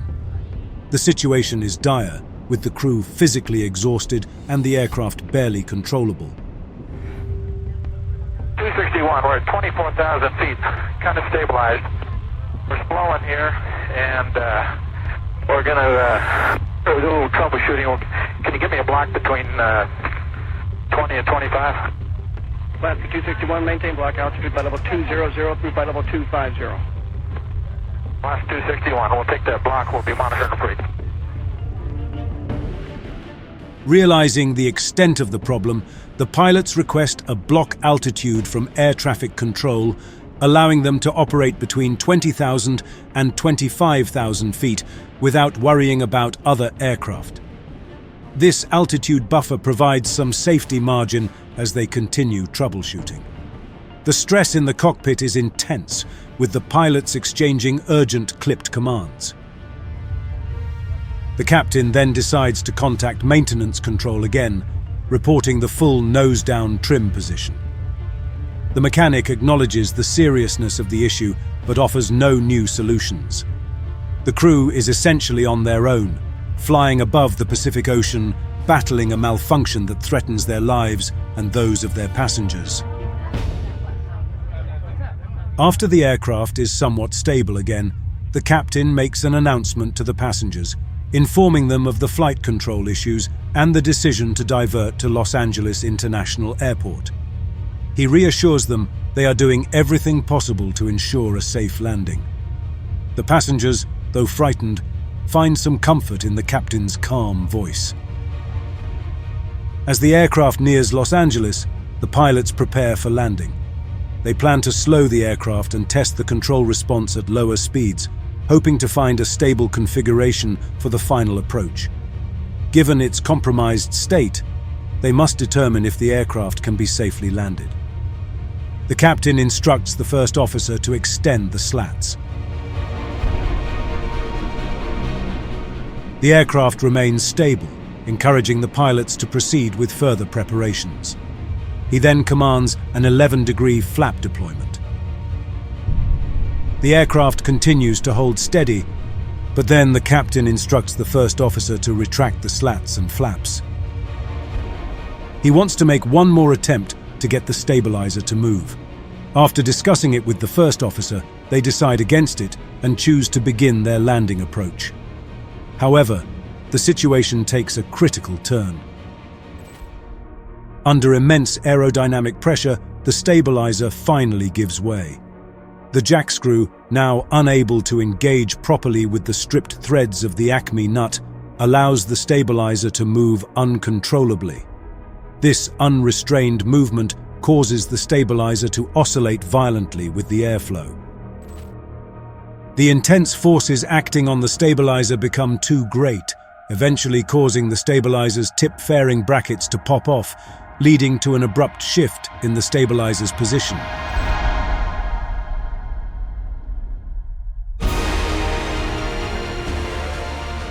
The aircraft pitches violently nose down, entering another steep dive. Now fighting against gravity and a compromised aircraft, the pilots struggle to regain control. In a desperate move, the captain decides to invert the aircraft, hoping that flying upside down will give them a chance to stabilize the pitch. The maneuver works temporarily, with the aircraft's nose rising. But the structural damage and extreme forces make it clear that this solution is not sustainable. As the aircraft speeds towards the ocean, the pilots make one last effort to save their aircraft. They attempt to roll the aircraft back to an upright position, but the intense forces and mechanical strain cause the situation to worsen. The engines, now struggling to cope with the extreme angles and airflow disruption, start to stall. The aircraft loses power and, with it, any remaining control. Despite the pilot's best efforts to correct the aircraft's orientation, the control surfaces are unresponsive, and the aircraft remains inverted. The pilots execute a series of commands in a final bid to regain control. They push and roll, trying to right the aircraft, but the forces are too great. With each passing second, the ocean looms closer as the aircraft's speed increases. Ultimately, the first officer makes a mayday call, but does not transmit it over the radio. After trying everything they can, the aircraft impacts the water at approximately 4:21 in the afternoon.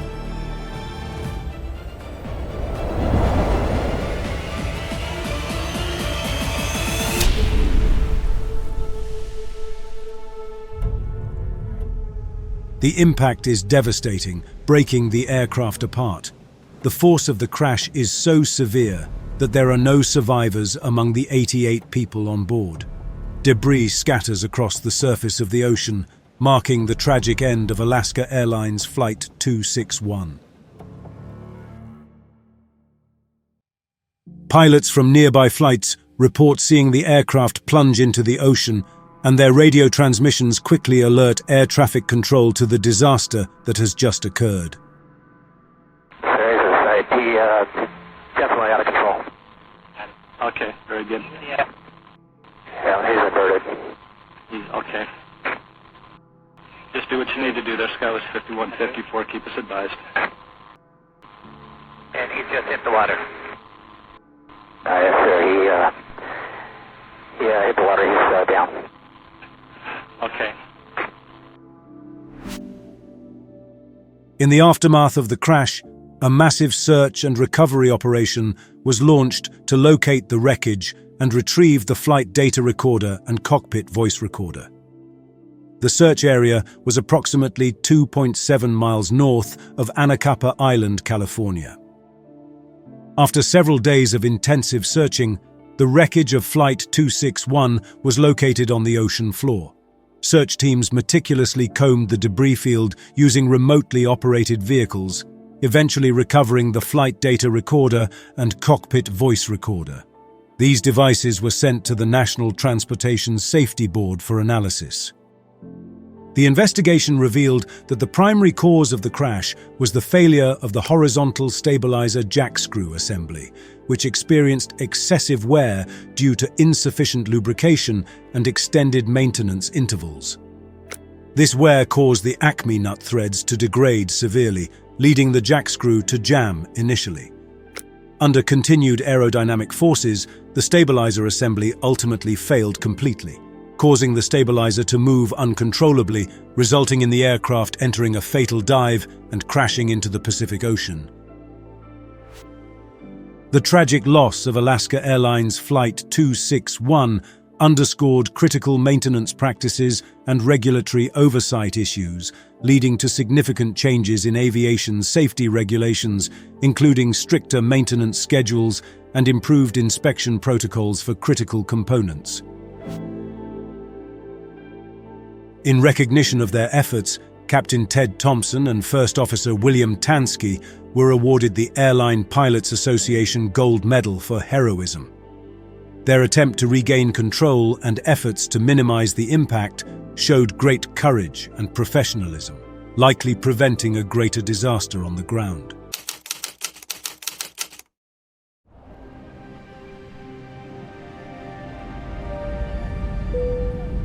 Ladies and gentlemen, this is your captain speaking. We hope you had a pleasant flight. We are now approaching San Francisco International Airport and will be landing in about 30 minutes, around 11:30 a.m. local time. The current weather in San Francisco is clear with a temperature of 17 degrees Celsius. We thank you for flying Asiana Airlines, a member of Star Alliance. Enjoy your stay in San Francisco, and we hope to see you again soon. Asiana Airlines Flight 214 is on the final approach after a long journey from South Korea. On board, 307 people are anticipating a smooth landing at one of the busiest airports in the United States. The weather is perfect and visibility is clear. But in the moments to come, the crew will face unexpected challenges that will test their skills and decision-making. This is the story of Asiana Airlines Flight 214.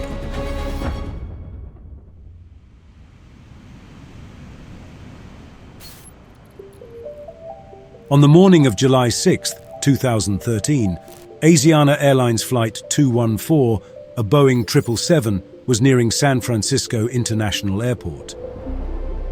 The Boeing 777 is known as one of the safest and most reliable planes in commercial aviation, and Asiana Airlines had a strong safety record up to this point. On board, the atmosphere was calm as passengers settled in for the final moments of their journey. Some looked out the windows, enjoying the clear skies and beautiful views as the plane began its descent.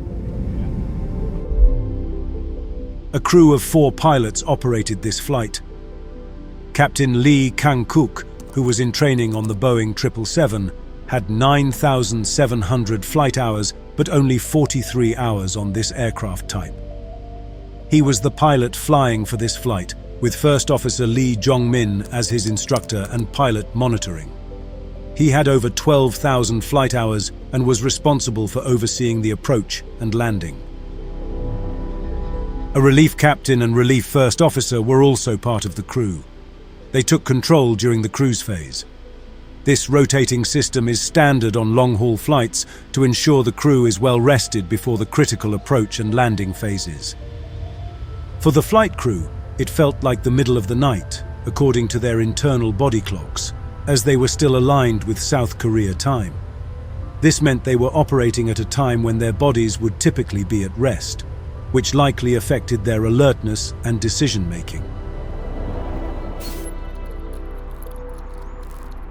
Despite this, after approximately 10 hours of flight, the airplane was cleared for a straight-in visual approach to runway 28 left at San Francisco International Airport. The weather conditions were favorable for a visual approach. Winds were light, and visibility was 10 miles. Runway 28 left at San Francisco International Airport measures 11,381 feet long and 200 feet wide. With its long stretch, it is well suited for handling large aircraft like the Boeing 777. The airport is equipped with an instrument landing system, a precision radio navigation system that provides short-range guidance to aircraft during their approach to a runway, especially in poor weather or low visibility.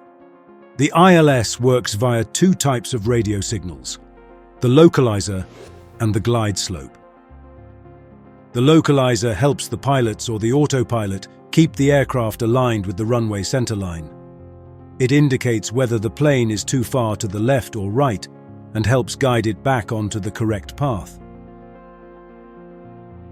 The glide slope helps the pilots control the aircraft's descent angle, making sure it follows the correct slope down to the runway. It indicates whether the plane is too high or too low on the approach.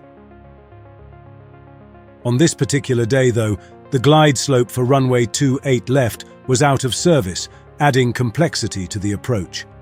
Without automated guidance for their descent angle, the crew had to manually control the airplane's descent to stay on the correct glide path. While the glide slope was unavailable, the localizer remained operational, providing lateral guidance for the approach. Captain Lee Kang-kook, who was the pilot flying, had limited experience with the Boeing 777 and had never manually landed this type of aircraft without the assistance of the ILS. This was his first time attempting a visual approach at San Francisco International Airport. Although he felt uncertain and uneasy about the situation, he remained silent about his concerns. Cultural dynamics, where deference to authority is common, likely influenced this decision. In the hierarchical environment of the cockpit, he might have hesitated to express doubt in front of the more experienced instructor pilot. At 11:12 local time, 15 minutes before landing, the relief first officer returned to the cockpit and took his seat in the jump seat behind the captain and first officer. By this point, the crew had already completed the descent checklist. As the flight continued toward its destination, the crew was cleared to descend to lower altitudes and guided to intercept a straight-in approach to runway 28 left. 9 minutes later, approach control asked the flight crew if they had the airport in sight. First Officer Lee confirmed they did, and the air traffic controller cleared them for a visual approach. The airplane was descending through 6,300 feet at an airspeed of about 211 knots, with the flaps and landing gear still up. The autopilot flight director system was in flight level change speed mode, which adjusts the airplane's pitch to maintain a selected airspeed during descent, raising the nose to slow down and lowering the nose to increase speed.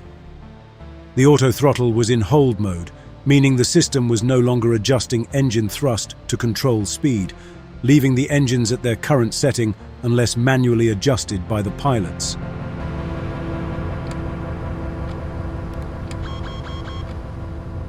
At 11:23, the airplane captured the localizer as it descended through 4,800 feet. The pilot flying, Captain Lee, commanded flaps 1 to be set, and the pilot monitoring confirmed. Speed check, flaps 1 set. About 14 miles from the runway, descending through 4,800 feet, air traffic control instructed them to reduce their airspeed to 180 knots and maintain that speed until 5 miles out. The pilot flying adjusted the airspeed accordingly and called for flaps 5. Speed check, flaps 5 set.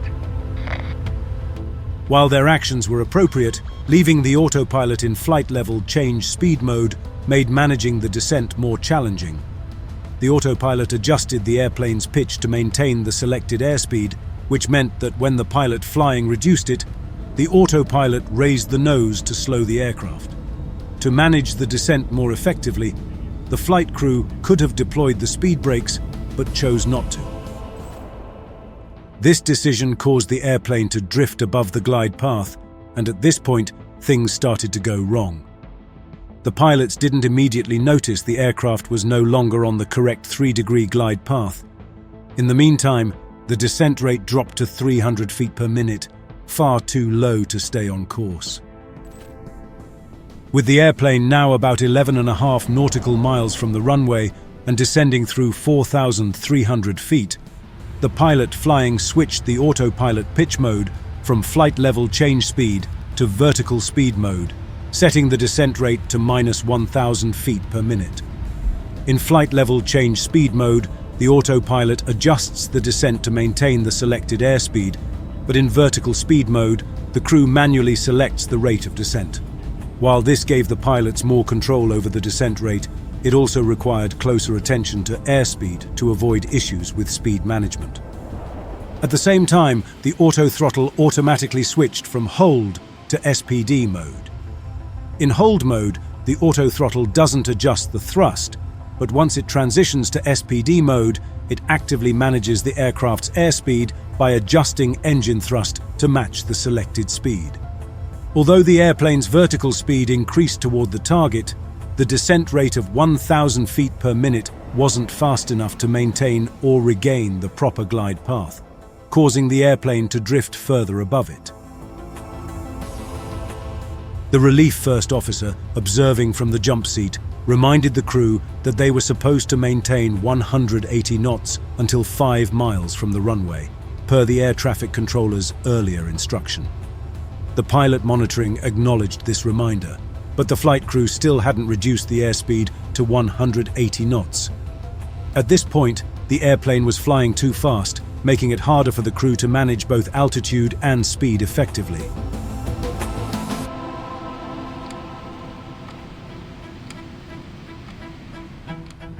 At 11:24, approximately 8.5 nautical miles from the runway, the pilot flying called for the landing gear to be extended. Lowering the landing gear increased drag, which helped reduce the airplane's speed. But despite the additional drag, the descent rate was still insufficient to regain the desired glide path. The pilot flying could have also commanded flaps 20 to increase drag further, but he did not. The airplane remained about 900 feet above the desired glide path, and the workload was beginning to grow for the flight crew as they struggled to manage airspeed and altitude. The pilot monitoring noticed the airplane was positioned higher than it should be relative to the glide path. This seems a little high. The pilot flying agreed but didn't take any immediate action. A few seconds later, he asked for clarification. Do you mean it's too high? The first officer gave an unclear response, and determined to fix the situation, the pilot flying took action. I'll descend more. The vertical speed was set to -1,500 feet per minute, hoping to bring the airplane back on track. For the next 21 seconds, there was no communication between the flight crew as the airplane descended through 2,600 feet at a descent rate of 1,500 feet per minute. But even with this adjustment, the aircraft was still too high. Then, suddenly, the vertical speed was adjusted back to -1,000 feet per minute. This adjustment was inappropriate because the airplane was still significantly above the desired glide path. The aircraft needed to descend at a rate higher than 1,000 feet per minute to regain the correct descent path. The flight crew's failure to maintain the higher descent rate indicated a lack of situational awareness regarding their vertical position relative to the glide path. At 11:25, the controller instructed the flight crew to contact the San Francisco Air Traffic Control Tower, and the pilot monitoring acknowledged the instructions. Shortly after, the pilot flying confirmed that the missed approach altitude was set to 3,000 feet, which would be used in the event of a go-around. Moments later, the airplane crossed the last waypoint, descending through 2,250 feet. Duyet, located about 5.4 nautical miles from the runway, had a minimum crossing altitude of 1,800 feet. However, the airplane was still approximately 450 feet higher than this, signaling that they were still too high for the approach. The pilot flying faced the challenge of reducing speed while also descending. Being too high at this point made it much more challenging to stabilize the approach before reaching 500 feet above ground level, a critical altitude at which the aircraft must be properly aligned and stabilized for a safe landing. Flaps 20. The flaps were set to 20 as the plane descended through 1,900 feet. Shortly after, the selected airspeed was reduced to 152 knots, and the pilot flying requested another flap adjustment. Flaps 30. Speed check flaps 30, sir. The airplane's speed was still above 170 knots, which is the maximum allowable speed for deploying flaps 30. As a result, the flaps couldn't be set to that position yet. Deploying flaps 30 would have helped further reduce the airplane's speed. With the aircraft still flying too fast and too high, the runway was quickly approaching. The pilot flying struggled to manage the airplane's vertical profile. Realizing they needed to lose altitude more quickly, he switched the autopilot pitch mode again from vertical speed to flight level change speed, without announcing the change as required by the 777 operating manual. Focused on the airspeed, the pilot monitoring didn't notice the adjustment. Once the airspeed dropped below 170 knots, he immediately set the flaps to 30. When flight level change speed mode was selected, the autopilot responded by pitching the nose up to reduce the airplane's speed. The selected speed was 152 knots, but the actual airspeed remained at 172 knots. As the autopilot increased the pitch, the airspeed began to drop. At the same time, the selected altitude of 3,000 feet, set as the missed approach altitude, was higher than the airplane's current altitude of about 1,550 feet. In response, the auto throttle advanced the thrust levers to initiate a climb, creating a conflict, reducing speed by pitching up while adding thrust to climb. The pilot flying took immediate action, realizing this wasn't the intended outcome. He disconnected the autopilot by double-clicking the wheel switch, which prevented the aural alarm from sounding. Taking manual control, he pulled the thrust levers back to idle and pushed the control column forward to stop the climb. By manually pulling the thrust levers back to idle, he unknowingly switched the auto throttle to hold mode, which meant the auto throttle was no longer adjusting the thrust to maintain the selected airspeed. With the engines now at idle, the airplane's speed began to decrease rapidly. Unfortunately, the crew didn't realize that the auto throttle was disengaged, allowing the speed to drop unchecked. Speed. Target speed 137. At 11:26, the airplane was approximately 2.9 miles from the runway when the pilot flying adjusted the selected airspeed to 137 knots. At the time, the airplane's actual airspeed was still around 165 knots, with a descent rate of about 1,000 feet per minute. By now, the crew should have been able to see the PAPI lights, which would have shown 4 white lights, signaling that the airplane was significantly above the correct glide path. Flight director off. Okay. Asiana Airlines had an informal practice of turning off the pilot flying's flight director during visual approaches while leaving the pilot monitorings on. The correct procedure, however, required turning off both flight directors before reactivating the pilot monitorings. In this case, only the pilot flyings was deactivated. If both had been switched off, the auto throttle would have switched back to SPD mode, resuming automatic airspeed control. This missed step may have helped prevent the rapid speed loss that followed. As the airplane descended through 1,000 feet at an airspeed of 151 knots, the PAPI lights showed 4 whites, signaling the aircraft was still too high. Despite this, the airplane's speed was dangerously low, and the descent rate was now much faster than needed. After staying above the glide path throughout the descent, the aircraft suddenly began to drop rapidly, further compounding the unstable approach. Minimums. The crew's attention appeared divided, and the pilot flying's focus shifted between trying to maintain the glide path and controlling the airspeed. Since the approach was not stabilized at 500 feet above ground level, a critical decision height for most approaches, the flight crew should have initiated a go-around. However, the pilots did not notice that the parameters exceeded the stabilized approach criteria or assumed the deviations were minor and could be corrected in time.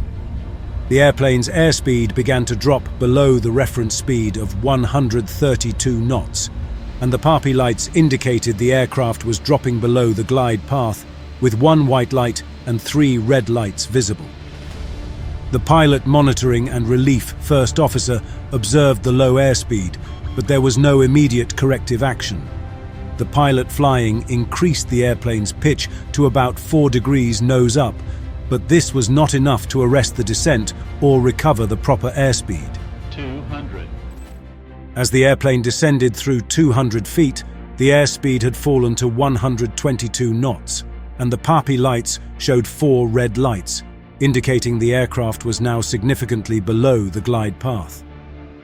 The airplane was rapidly losing altitude, and the airspeed continued to drop, reaching 114 knots. The pilot monitoring called out, "It's low!" as the glide path and airspeed were now critically mismanaged.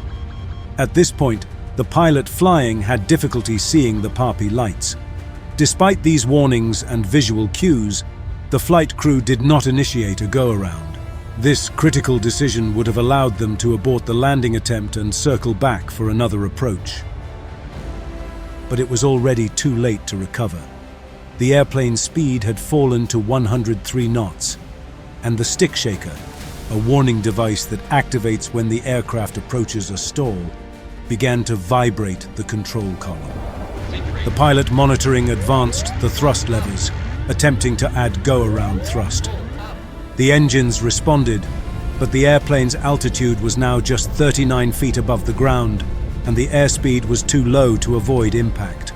The pilot flying pulled back on the control column, trying to initiate a climb, but with the aircraft flying so low, avoiding disaster was no longer possible.